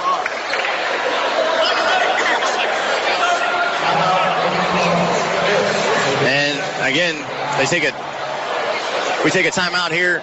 Still waiting on one more point here, but Adam, slow start, though, by this Lynx team in the second half. I would have to say they want to pick up that mentality just like they had in the first half. Yeah, it's hard to do that when we're just not shooting our shots very well. I mean, Graceland, they came out pretty much a different defensive look. They're going more into man-to-man here, not in the zone to start this second half. Just throw a different look in there. So, yeah, props to Coach Hoff, just because you got to get something else going for your team. And so far, they definitely have it, and they have the energy. They have the crowd here on homecoming weekend here for Graceland University. Again, as we talked about, we mentioned the big basketball game tonight, big football game tomorrow. And I have to say, they do have some pretty nice facilities. Yeah, very nice facilities. I think the gym is probably the most dated, but I did hear that they're kind of renovating it over this upcoming summer, so curious to see what it's going to look like next season for them. Person now with it for Graceland. They have the basketball, but they still trail to the Lynx as Walker Jr. just threw down Martin as he tries to go right into it. And the Lynx are all of a sudden Graceland getting some points down low, but again, the Lynx shoot the way they shot the three in the first half. No way will they be able to come back, because the Lynx will add a point every time they make a three. 45-31 now. Tyler now with it. Thought about a catch and shoot from the wing. Instead, they have Latham Jr. open in the corner. Tyler finds him. Latham Jr. thought about the three instead. Drives baseline. Thought about a step back. Instead, to the top of the key. 5 seconds on the shot clock. Now Winslow. Martin with it. Throws it right into the hands of Coleman. Give and go with Walker Jr. and he'll slam it home right there as he kind of gave the crowd a little bit of a look, and you can start to feel it now. 45-33, 14 and a half minutes remain in this ball game, and now Tyler trying to do his work. Kicks it out to Junior in the corner for three, and yes, the Lynx answer right away as there will be I believe, a media timeout taken right here. 48-33 lead for the Lynx. But again, things starting to get a little chirpy in this one. Yeah, definitely a little chirpy. Actually, that's going to be Coach Left's timeout. So, I mean, really just what I really like there is they didn't get the dunk really in their head. I mean, they came right down the floor. Trayvon had a beautiful pass over to Latham Jr., and he just silences that crowd temporarily, and then we're going to get a timeout here. Just kind of stop the bleeding as of right now. No, I do like this timeout from Coach Left. Let the crowd settle down a little bit. That was a pretty solid two-handed slam by Walker Jr. Didn't really hang on the rim as much as we thought he was going to, but it ran through his mind a little bit. Yeah, he got up there, and that was just a nice play there to get Graceland back in this ball game, because it's just like that, 48-33. So, it's still a lengthy lead for us, but they're knocking on the door. They're right on us. Well, before that three by Latham Jr., it was 45-33, making it feel just even that much tighter before he knocked down that three. A big three there from Jr. And I like this matchup right here. Doc Self guarded by Montez Crumble, similar in stature, similar in size, and I think they're really just going to kind of counterbalance each other. We'll see who wins that battle. Hopefully Montez Crumble can knock that one down. Self down low to Walker Jr. He's trapped, double team, picks up his dribble to the corner. Now for Franklin, who can't take a three, but Walker Jr.'s there. Count the basket and the foul as Winslow Martin has a little bit of a mismatch down low. Yeah, we really need to get someone bigger in there. And I think we're going to bring in Layton Porter here for Winslow Martin. So not going for more of a bigger look, just more of a quicker look here for Graceland. And Winslow Martin, that was his team second here in the half. Only 3 fouls called in these first 7 minutes or so, as that one no good. Looks like an offensive rebound instead, kicked out to Latham Jr. Here come the Lynx down low. They got Tyrone Wright running the floor, and he'll lay it up and in. Good find there from Trayvon Tyler. Yeah, and Nuka eBay did not hustle down the floor right there. Tyrone Wright recognizes that, sprints on the floor as fast as he can. He's going to get an easy layup every time. Self to the left side corner now for Franklin. He's trying to drive in. Good defense, though. A little floater over Porter. Not much the Lynx could do there. 50-37. Lead still for the Lynx, as Porter and Walker Jr. have a little bit of a size differential, as that one looked like he tipped out of bounds. Oh, they're going to call a foul right there on Franklin as the ball went out of bounds. So that'll be their second team. We'll see how many that's on Franklin, as Nuka eBay will come out. That's his second. That was Franklin's second as well. So inbound underneath their own basket, the Lynx will. To Wright, swinging around the perimeter now to Porter. Porter going to drive baseline, puts one up off, no good. Trying to draw a foul on Walker, but Tyler comes up with the steal, and he'll lay it up. And in he went right around Self. He didn't even see him coming. Yeah, that was just a great play there. Just catching the offense off guard there and just swoops right in there for a steal.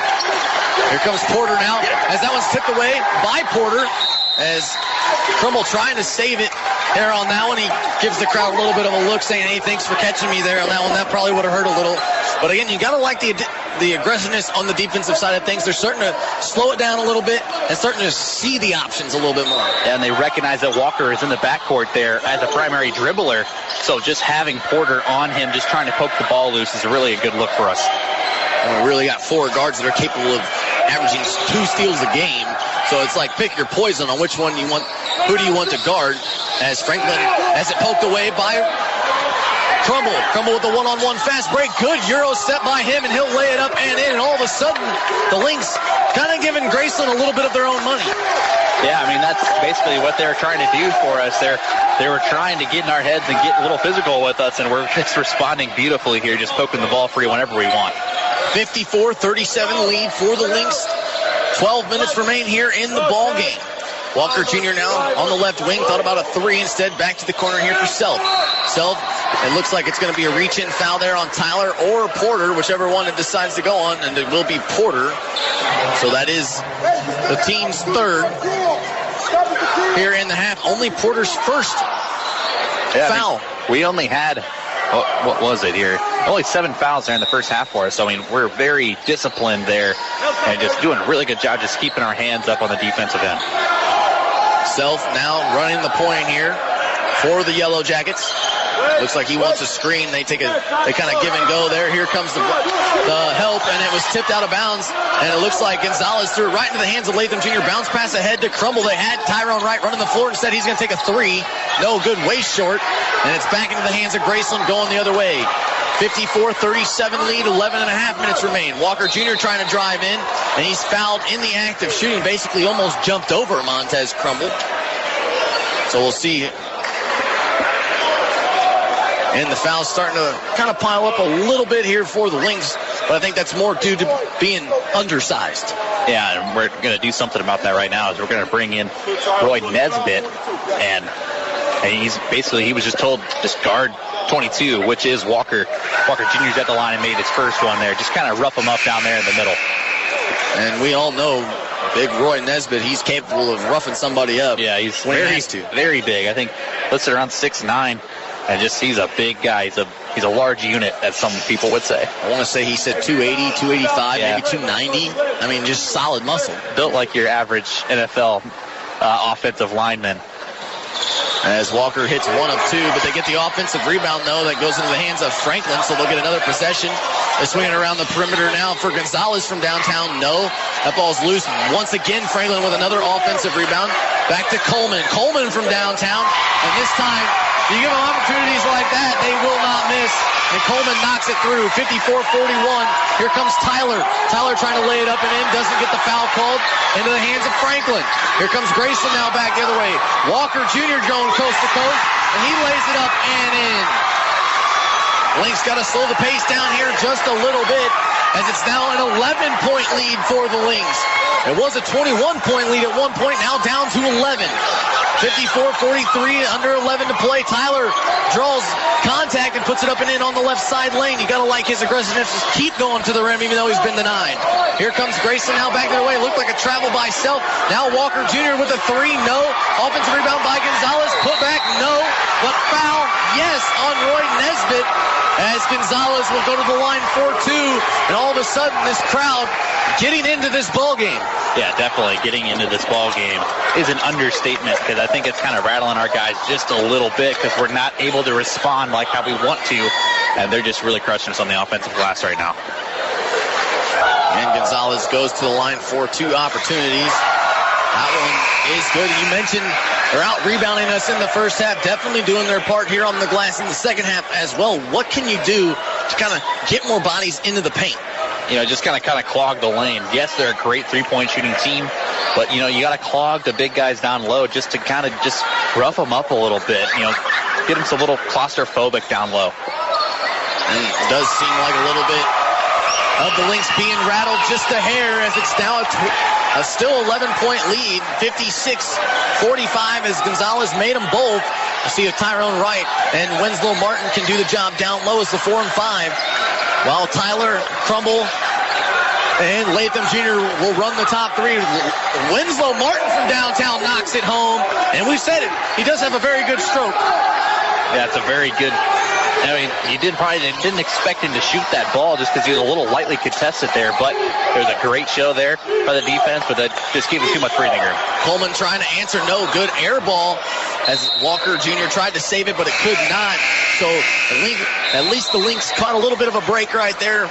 Winslow Martin knocks down the 3 to kind of give us some breathing room yet again, as we will take a media timeout right here. 59-45 lead, just under 10 minutes to play here. Don't go anywhere, we'll be right back. Yeah, and we're going to hear a word from our sponsor here. Me Realty in Lincoln brings home buyers and sellers together in Logan County and the surrounding area. Me Realty is now at a new location at 602 Keokuk in Lincoln.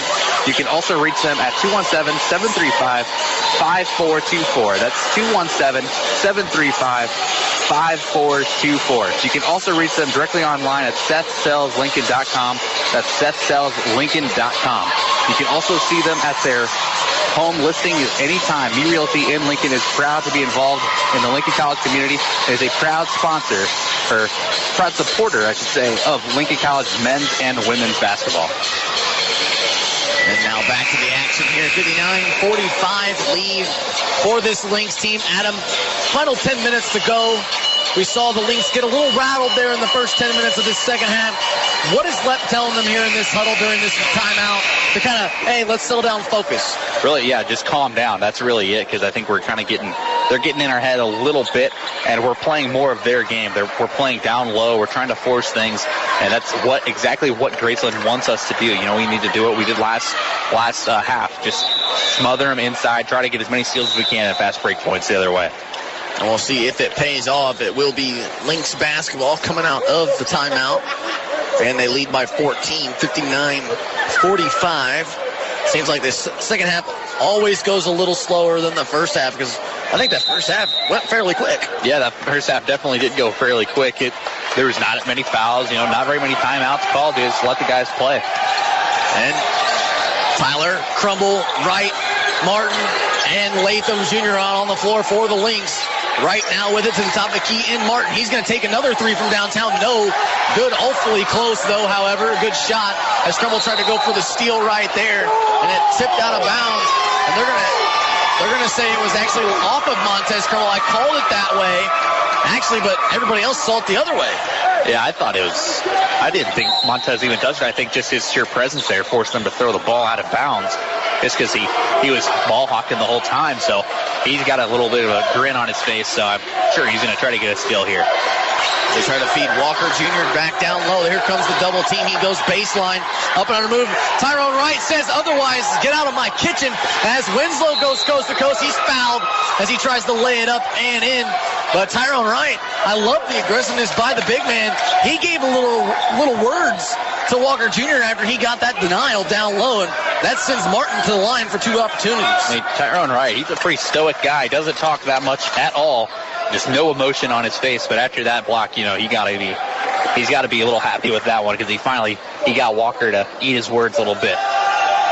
He most certainly did. He was still clapping down back in the backcourt there just a little bit. I love the physicality this man brings as Martin knocks down his first free throw right there, and it's back to a 15-point lead for the Lynx. Again, Martin, a very good free throw shooter, a very good shooter in general, as he knocks down both of them with ease right there, and it's a 16-point lead. Yeah, hopefully we can just kind of climb on that. Just that defensive stand there from Wright has to fire these guys up in some sort of way. Self bringing it up the floor here for Graceland. To Gonzalez, catch and shoot from the top of the key, no good, too strong. Martin pulls down the board here for the Lynx, and kind of giving a little shove back to Walker Jr. as the Lynx head back down the floor. They go to Crumble now in the right side corner, down low to Wright, but he was kind of forced towards the baseline, and not a very good pass there from Crumble. Kind of tips it out of bounds, and it's going back the other way. Yeah, he was being held a little bit there, just not enough to call a foul. But yeah, Tyrone he had a good position there, just the pass wasn't there. 61-45 lead, 8:45 to go left in this ballgame. The Lynx still lead. Tyrone Wright versus Walker Jr. That's going to be the matchup of the day. He kicks it out to Self from downtown. Gets a little high bounce and gets it to go here on homecoming weekend. And it's now all of a sudden a 61-48 lead for the Lynx. Latham Jr. now with it on the left wing. Looking for somebody down low. Finds Tyler at the top of the key. Thought about a three. Instead, thought better of it. Trying to spin move his way into the lane. Almost lost control of it. Give and go with, Crumble, but Martin saves it. 8 seconds now on the shot clock. Tyler on the right wing. Trying to drive baseline. Puts one up. Does not get it to go off the rim. Tyrone Wright with it. But instead, he loses it out of bounds, and they're going to say a shot clock violation here, but we're going to have another they're going to talk it over. No, that was a pretty quick talk. They do say shot clock violation as Tyrone Wright just tried to throw it up underneath the rim and call it good. But, however, Lynx getting a little wild here in these last couple minutes. Yeah, it's going to be a chippy game coming down the stretch here. Just under 8 minutes left to play in this one. Graceland with the basketball, but they still trail the Lynx. They go to the Self in the corner. Back to the top of the key for Coleman. Kicks it back out to the left side corner for Self from downtown. No, too strong. Offensive rebound, though, by Walker, and he lays it up and in. 61-50 here back to 11-point lead for this Lynx team. And yet again, it seems like it's gone down to 11. Back to 15. Back to 11. The Lynx got to keep this under control here. There's still plenty of time for Graceland to crawl their way back into it. Yeah, still plenty of time. Like you said, just a couple of shots could go their way, and boom, it's a 3-point game, 2-point game, 1-point game. And now they said Darnell Latham Jr. stepped on the baseline as he tried to drive baseline. Not much there. Lep wanted a push. Doesn't get the call. All of a sudden, this Lynx team starting to get a little bit rowdy in this one, and they got to maintain that focus, regain their focus as Porter going to check back in. He comes in for Latham Jr. Kind of give us a more physical look on defense there by taking Latham Jr. out and putting Porter back in. Just another big physical guard for us. 61-50, 7-17 remain here in a very close ball game that we once thought was all Lynx at one point in this first half, led by 21, now down to 11. Here comes the double team on Walker Jr. One fell, that ball's loose, and they're going to say off of Graceland. No, they changed the call. They say it was off of Montez Crummell. Two officials pointed the Lynx direction. The other one pointed it towards Graceland, and they end up overturning the call. Interesting call right here. We gave these officials credit in the first half. Yeah, that 100% was not tipped off by us. I mean, we had a horrible angle on it, and still, you could tell that ball was not, that it didn't change directions after he threw it. So how could it be? It didn't change directions or rotations, so how could it be off on one of us? And then they're going to call a foul right there. Probably a right call finally, as he made Porter leave his feet. That was Coleman, so he'll go to the line for two opportunities. So that, again, interesting here. It seems like the Lynx are getting very frustrated with the surroundings that they're in right now. Going to have to slow this pace down a little bit and see if they can't regain this. Yeah, they're really going to have to regain their focus here. Just play our game. Don't try to feed into Graceland whatsoever. Coleman knocks down the first one. Latham Jr. comes back in as, I believe, he took out Porter. Couldn't think of it there for a second. Couldn't get the words out. As he does make them both, it's now back to single digits, a 9-point lead here for the Lynx. And it seems like we're going to see that half-court offense by Coach Lep's squad slow this pace down as much as they can, use as much time as they can.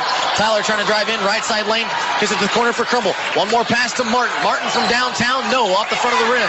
Rebounded by Walker Jr., and here comes Graceland and the Yellow Jackets back the other way. Self now with it to the corner. I believe that's Franklin down there. No, Coleman, excuse me, in the left side corner. To the top of the key now as he dribbles it back out. Now to the right side corner for Franklin, down low to Walker. He's double teamed. That ball's tipped into the hands of Coleman as it looks like Winslow Martin got a piece of it. And there's a traveling violation finally called against Graceland. As otherwise, I think that was another 3-point opportunity for them as the Lynx will finally get a turnover to go their way, and they'll have the basketball coming back the opposite direction. I will have to say, Darnell Latham Jr. really is showing something on the defensive end tonight. Last year, more of a scorer, really, but he is definitely a two-way player now. Yeah, you called his number right there. Can't get that one to go. It was a good shot, though, from Latham Jr. as it's pulled down by Graceland. Still a 61-52 ball game. Lynx still lead as we're under 6 minutes to play now. Self with it on the left wing. Bounce passes down one, low to Walker. Here comes the double team. They're going to be double teaming him all night long as they find Franklin from downtown. No, too strong. Offensive rebound, no, goes to Franklin. That ball's tipped into the hands of Martin. Martin coming back the other way here for the Lynx. He's trying to go coast to coast, and they will have a foul going on the floor against Graceland. As that will be on number 4, Doc Self, as Martin looked like he had a chip on his shoulder, and he was going to the rack.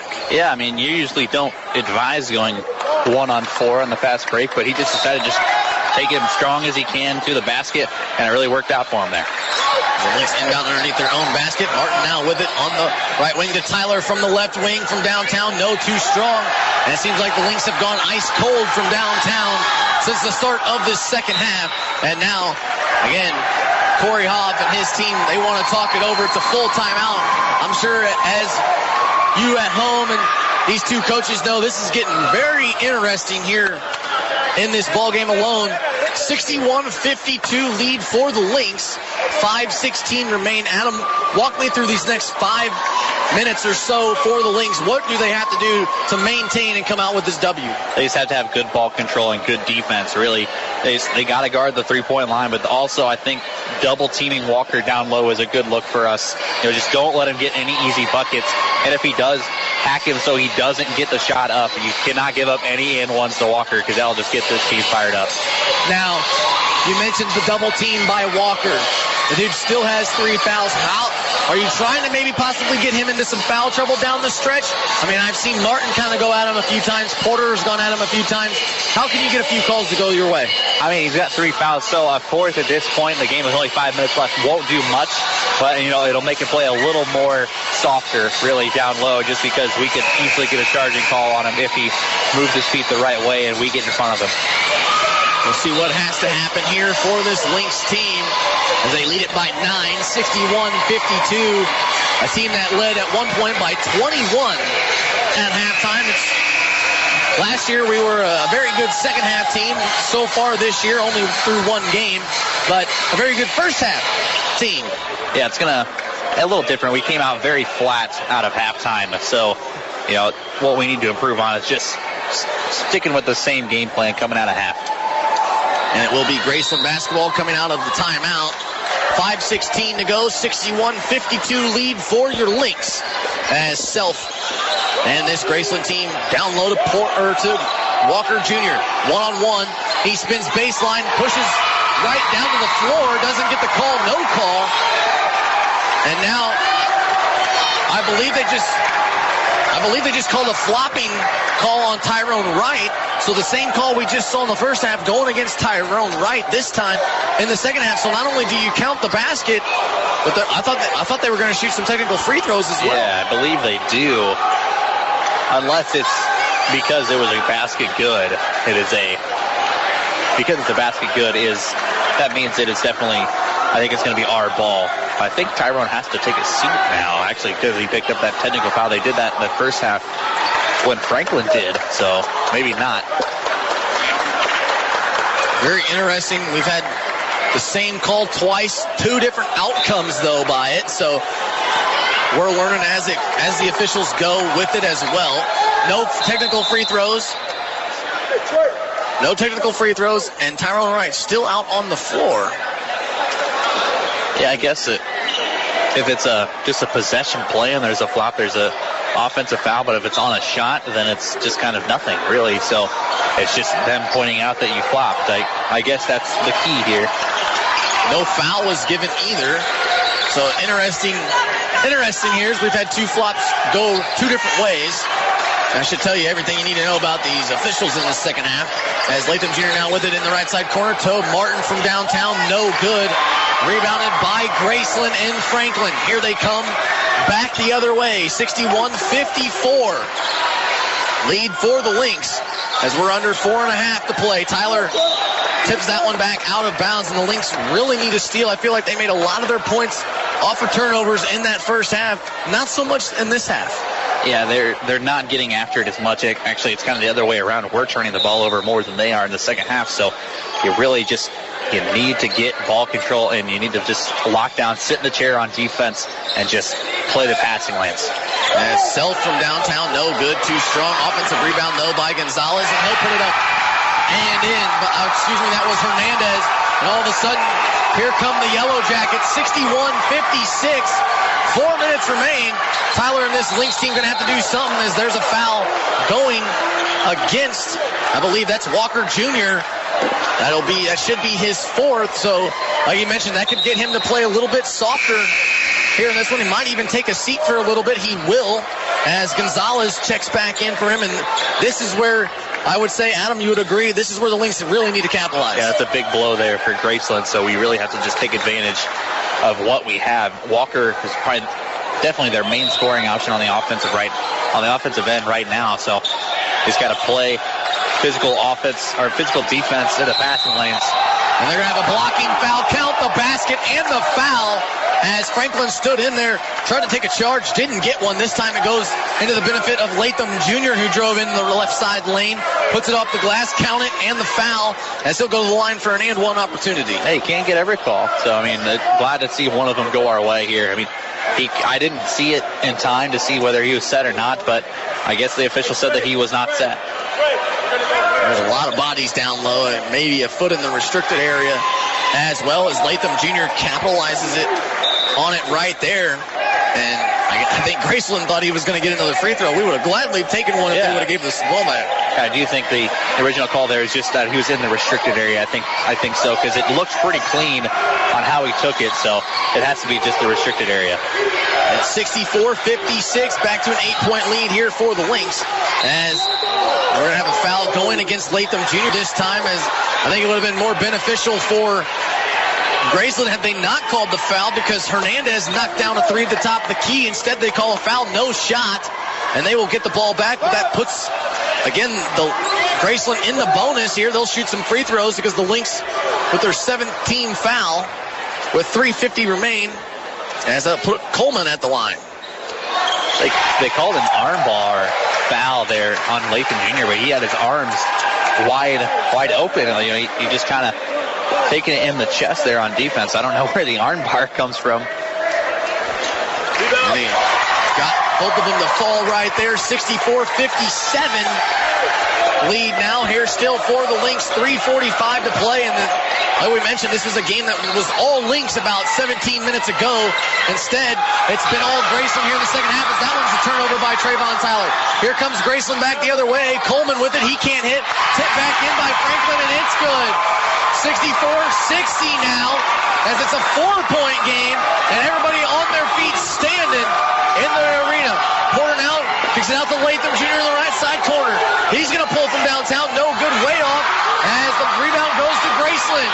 It's a 2-possession game. They can make it one with the basket right here. 3 minutes remain. 64-60, as Coleman from way downtown, into the hands of Porter with an air ball. Porter being fouled hard on the play, as Franklin with it now puts it right into the hand of his lap, even though that's going to be their 17th foul. That'll put Porter at the line for a 1-and-1 opportunity. They're wanting a technical foul there, because he literally, after he knocked the ball loose, he went and grabbed the ball and then just kind of handed it to Porter, who's laying on the ground. So, I mean, that could be a delay of game, definitely, right there. I would have to agree with you there on this one. The officials both saw it. They're discussing it right now, I believe. And that could be a huge momentum swing for this Lynx team if they can get that to go their way. Not only would he shoot some free throws, but we will get the ball back as well and waste another 30 seconds. And now they want the third official to come over and talk it out. But walk me through what you just saw. There was a foul, and then it was on Franklin, and then please explain what he did. Yeah, they're going to just call it a regular foul. But, I mean, it was a very excessive contact. There was a lot of contact there. And then Porter fell down because he got fouled, and he lost the ball. And Franklin gets the ball, gets it right back, and then just runs back over to Porter and just hands him the ball, kind of throws it, passes him the ball when he's laying down as he's trying to get helped up. So, I mean, that could be kind of taunting and, I mean, possibly delay a game. We'll see what they call right here. Maybe possibly even going to go look at it on the monitor. They're going to review it, yeah. And I think that's actually the Lynx' best bet right there, to go to the monitor. They're going to physically see what happened here in this one. So both teams going to get a little bit of an extra timeout. And if you're Coach Lepp, you've seen the 21-point lead just dwindle down to 4. Now, what do you have to do if you're the Lynx? Because you got to maintain this lead. You have to come out with this W. Yeah, I mean, it's getting a little too close for comfort here. It's going to be a 4-point game, possibly going to be a 5-point game if we do get rewarded with the technical free throws. So hopefully it really just goes in our favor here, because this really could swing the whole game. Again, crowd, you can hear them behind us. Everybody's into it. It's homecoming weekend. What better way for the Lynx to not only ruin homecoming, but get their first win of the season here in game number 1. And I believe this call has a lot to do with it. Yeah, I mean, this call will swing the entire game. I think they are out of the booth here, I should say, in quotations, the booth. It's pretty much a laptop with a screen. So they're still discussing it right now. They know that this is a huge call, and either team is going to really benefit from this call going forward. We'll see what they call right here. I believe they have to get this one right. I'm sure there's a lot of pressure being put on them by this, not only the crowd, but the team as well. I do think the layup gain or a technical foul is the right call. We'll definitely see how it goes. They just looked at it. I don't know what more do they really need to be discussing here. They just looked it over. They've been on it for about 5 minutes. We'll see what they call.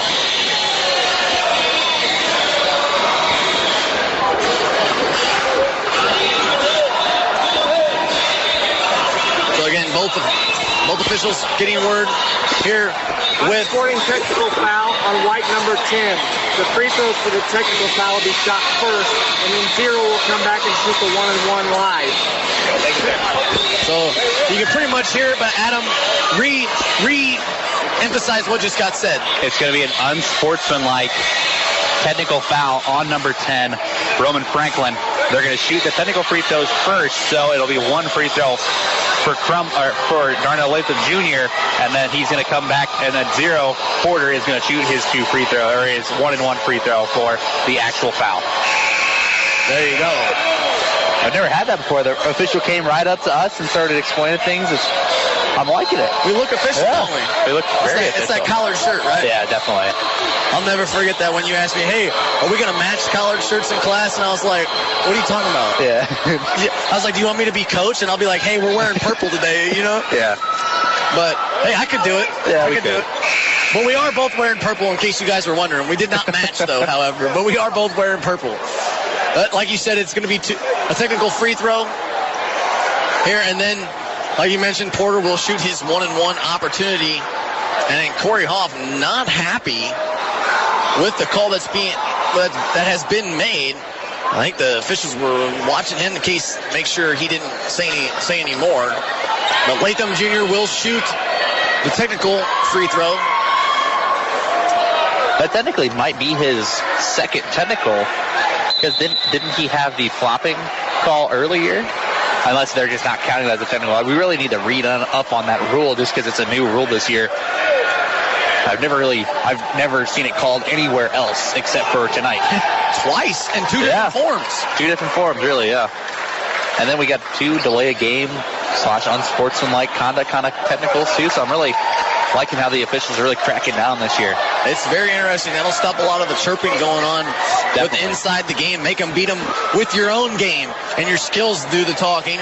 As Latham Jr. knocked down both free throws, so it's back to a 6-point lead for the Lynx. Now Porter will shoot the 1-and-1 opportunity, and you might be right.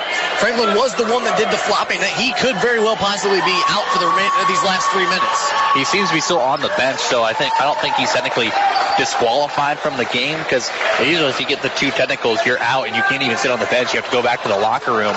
But so we'll see here, see if he comes back in. However, though, Walker Jr. came back in for Graceland as, again, Porter makes 1 of 2. It's a 7-point lead here, 2:55 remaining here in this ballgame in Iowa. Walker Jr. down low, guarded by Tyrone Wright. Tyrone Wright trying to stand his ground, and they're going to say no shot. The foul is on the floor, but he'll go to the line for a 1-and-1 opportunity as that foul is put on Tyrone Wright. Not much he can do there. Yeah, I mean, that's pretty much all he can do. Either give up the basket or kind of rough him up a little bit and make him go to the free throw line and earn it. So I like that look for Tyrone Wright. I'm pretty sure that's maybe his 3rd or 4th foul. Seems like the scoreboard kind of malfunctioned up there. As it has to be an 8th or 9th foul, and there's a foul going again on Gonzalez as Tyrone Wright pulls down the board, and we're going to walk down the other way. And we've mentioned it, we've seen it time and time again, where former and past teams have not been capable of shooting the free throws very well. Much different team here tonight in this season for Coach Lepp. Yeah, definitely. We got to make these shots down the stretch here, just extend this lead. Tyrone Wright at the line, possibly going to make it a 9-point game here. Just want to try to come away with 1 of 2 here. They're just clarifying here that it is 9 team fouls for Graceland, so it still is a 1-and-1. But that Tyrone Wright play right there, he had the foul on Walker Jr. He missed the free throw, got the rebound, and gets fouled in the process. So, I mean, that's a stat that's a play that's not going to get really recognized, really, but that's why Tyrone's out there, just because he's kind of a smart player like that. He can really make things happen. Well, he knocked down both of them right there, so puts it back to an 8-point lead for this Lynx squad. And you mentioned it right there. He's very capable. That's why he's out there. And yet again, makes a pair of free throws to go along with it. probably saved some part of the game as taking a 3 there by Gonzalez, no good, and then we're going to have an over and back called on Gonzalez yet again. No, excuse me, we're going to have a foul going against Tyrone Wright underneath the basket. And this is very interesting call there. Gonzalez comes back shaking his head, smiling, knowing that he went over the back of Tyrone Wright. I am super lost on these officials here today. Adam, please fill me in on what we just saw. It was kind of a double foul because Tyler went up and grabbed the rebound, and then Gonzalez was over his back, and then I guess Tyrone was over his back. So it really could have been a double foul there, but they're not going to call a double foul in this situation. But weird series of events going on right now. So that puts Gonzalez at the line for 1-1. He makes his first. Second one looks off as well. And again, Coleman thought about going over the back too. Why not? If you get away with it once, why not try it twice? But he knew better that time as, again, barking at the officials, knowing that was a bad call. 69-61, 2:15 remain here as the Lynx have the lead. Latham Jr. now with it over to Porter at the top of the key. 12 seconds on the shot clock as Porter just holding it. 10 seconds now, down to 7. Porter to the top of the key in Wright. Wright trying to drive baseline, but instead they're going to call a traveling violation here in this one as, again, Winslow Martin II was going to sub in.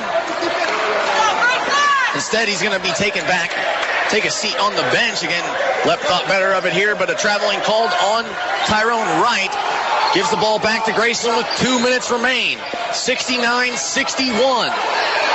Graceland with the basketball. They trail by 8. Coleman trapped, double team. Here comes Walker Jr. He has it poked away. And now we have a foul going against Tyrone Wright yet again, and that is his 5th foul. So that takes the big man out of contention. And what a heck of a game Tyrone Wright played here today. Yeah, just not a smart play there. He knew it as soon as he did it. So, I mean, good game for the big man. He's going to have to sit the rest of this minute 51 out.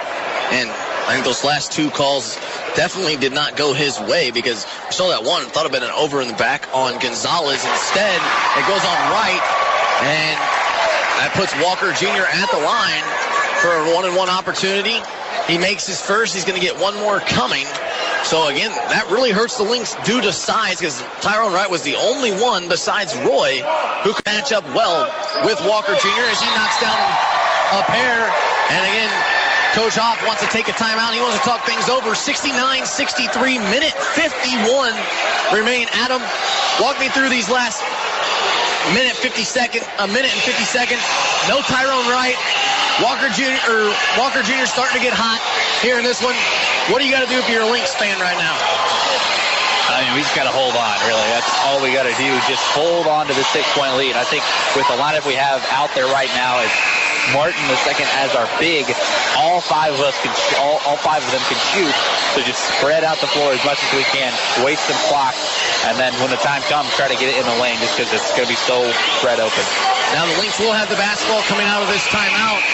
Do you attempt to go at Walker here with a minute 50 remaining? He does have 4 fouls. And like you mentioned, you basically have 4 guards or 5 guards out on the floor. Right now, you space the floor, make him get in a one-on-one situation. Do you drive right at him? I think you just got to go right at him, or just try to expose him on the outside because he's not as quick as we got Darnell Latham Jr. going to match up with him. So he's kind of take him as much as we can here. See how fast the big man is outside. 69-63, minute 30 to go. Again, the Lynx are going to try to hold the ball as much as they can. They go to Latham Jr. in the left side corner. 10 seconds on the shot clock now. He's on the wing, trying to be fouled hard. He's trying to drive in. Kicks it to Porter, and we have a foul called. As, again, that'll send Latham Jr. to the line. He basically drew 3 defenders. You knew one of them was going to poke their hand in there to try to get a taste of that candy here right before Halloween. Again, you got to wait till the 31st. So that sends Latham Jr. to the line for 2 opportunities. And he basically drew 3 fouls, too. There was a foul well before that call, too. So, good job for Latham Jr. just trying to controlling the ball as much as he can there and just drawing that foul. He's going to go to the line for 2. And I think you would agree to this as well. One of our best free throw shooters on this team. Yeah. makes the first. That's a good sign here for the Lynx. He's definitely probably the best free throw shooter on the team. He's been shooting the technical free throws the whole game, so I think he's the guy that we're going to have to look to at the line here to end this ball game. That makes it a 7-point lead. And that second one, as he hits it as well, an 8-point lead, 71-63. Minute 23 to go. Walker Jr. with it. You know they're going to try to play through the big fella as Coleman picks up his dribble at the top of the key to Walker. Spin moves, goes baseline. Winslow, Martin just kind of gives it to him as they just try to get it in and waste more clock. 71-65. The press is off for Graceland as we're down to the final minute. Porter walking it up the floor, finally gets it across half court. We're under a minute to play, 18 on the shot clock. He drives in, kicks it out to Crumble. To Latham Jr. in the right side corner for three. No, in and out as Porter knocks it out of his hands, but it'll stay with Graceland. 50 seconds remain in this ball game. 71-65. Graceland needs a basket, but Porter looks to be shaken up just a little bit, holding his calf muscle, maybe a cramp of some sort. He looks good. Maybe also to buy a little extra breathing time for the team. You gotta like it. As 50 seconds to go, here we go. 71-65. Graceland needs a basket to stay in it. Coleman's gonna take it from way downtown. No. Rebounded by Trayvon Tyler, and they're gonna hold it here. This one's just slowly bringing up the pace as there's about 10 seconds between shot clock and game clock. 34 on the game clock. Here comes a double team and a foul called. So that'll send Trayvon Tyler now to the line. Didn't quite see who the foul was on. Not really going to matter. No, it's two shots either way. And maybe Porter really was cramping there a little bit. Comes over and gets a little bit of water. Yeah, and Coach Hoff really, he wanted that foul about 7 seconds before that. As soon as Trayvon got over half court, you wanted him to make that foul. Pays off for him. He misses that first free throw. And that gets the crowd a little rowdy. You know, no matter what happens, if the Lynx do pull out this win, Tyler's going to celebrate like he just dropped 50 on this team. That's how confident this man is as he knocks down the second one as well. Again, now Coach Lepp wants a timeout to set up his defense here. That's when at least talk things over. 72-65. 31 seconds remain, so shot clock is still on. Trayvon Tyler not happy with himself, knowing that he probably could have iced the game right there with that extra free throw.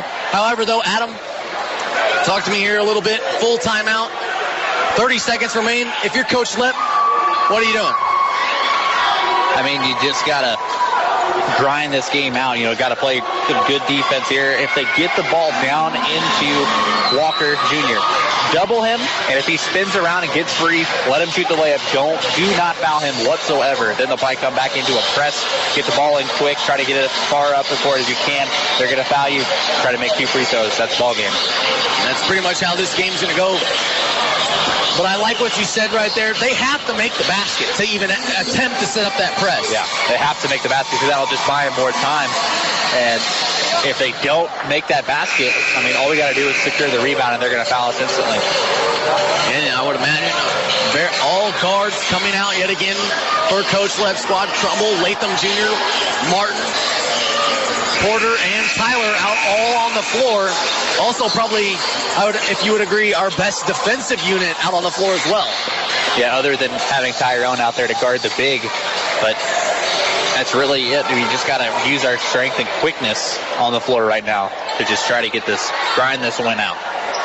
It'll be Graceland basketball coming out of the timeout. They put 3 minutes and 11 seconds on the clock. It should be 31-7, I believe. I think it was like 31-7 or 31-4. So that's what we're going to be waiting on out of this timeout. They do have a very old scoreboard, I should say, so that's probably part of the technical difficulties going on in this game. And scorekeeper, I should say. Yeah, I mean, we didn't have a point there for a while that we should have. I knew that point would come in handy here later in this ball game. Oh, for sure. They do get the clock right here at 31-1. So definitely a sigh of relief because we don't have 3 minutes left in this ball game. As they inbound it right here, the officials were still talking with Coach Hoff over there. 26, again, shot clock and game clock are basically identical as Hoff takes a 3, no good. Walker Jr. looked like it went over the back. No call, gets a free basically layup per se, so it makes it 72-65. I was waiting for the call, but instead, Latham Jr., though, going to go to the line for 2 shots, and I believe that was an over and back call. Adam, wouldn't you agree? That, I mean, couldn't get more obvious. That's textbook over the back call there. I mean, Porter's even saying, like, gosh, he's hurting there because he was literally on his back. He was carrying him there for a second. He's getting the elbows driven into his back. And still not going to be enough, though, if Latham Jr. can knock down a pair right here. Does miss his first. Though, however, this is a big free throw right here as they need this one. Second one in as well. Latham Jr. comes up clutch as, again, 17 seconds remain. Shot clock turned off.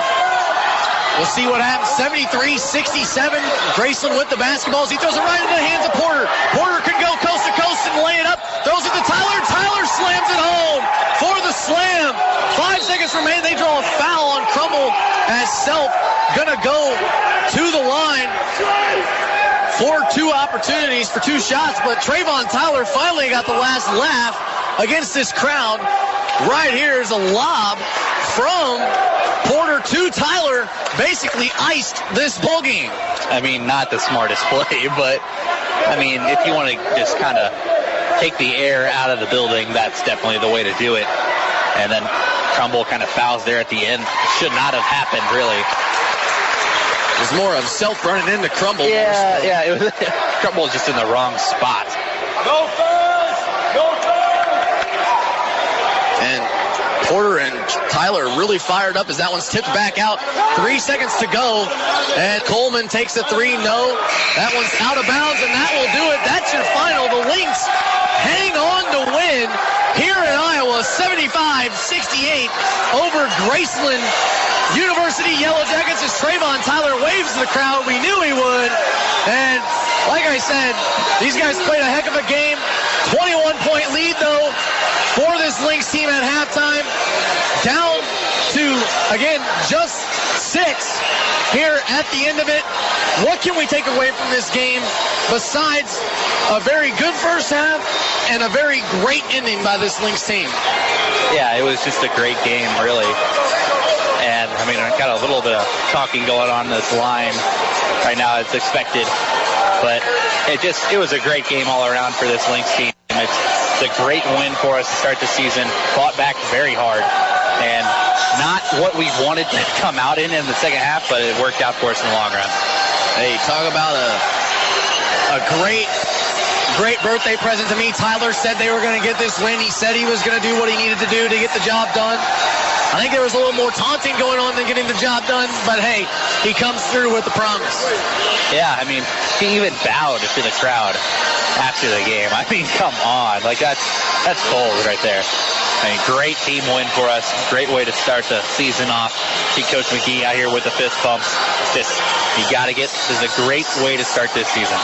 You also heard what he said. He was 1-0, baby. And as he was shaking his head, like, I mean, a win's a win, no matter how you look at it. We do see these guys again down the stretch. So we are going to have to be ready. Hopefully, the Lincoln Center, the Jack Dean Arena can be packed.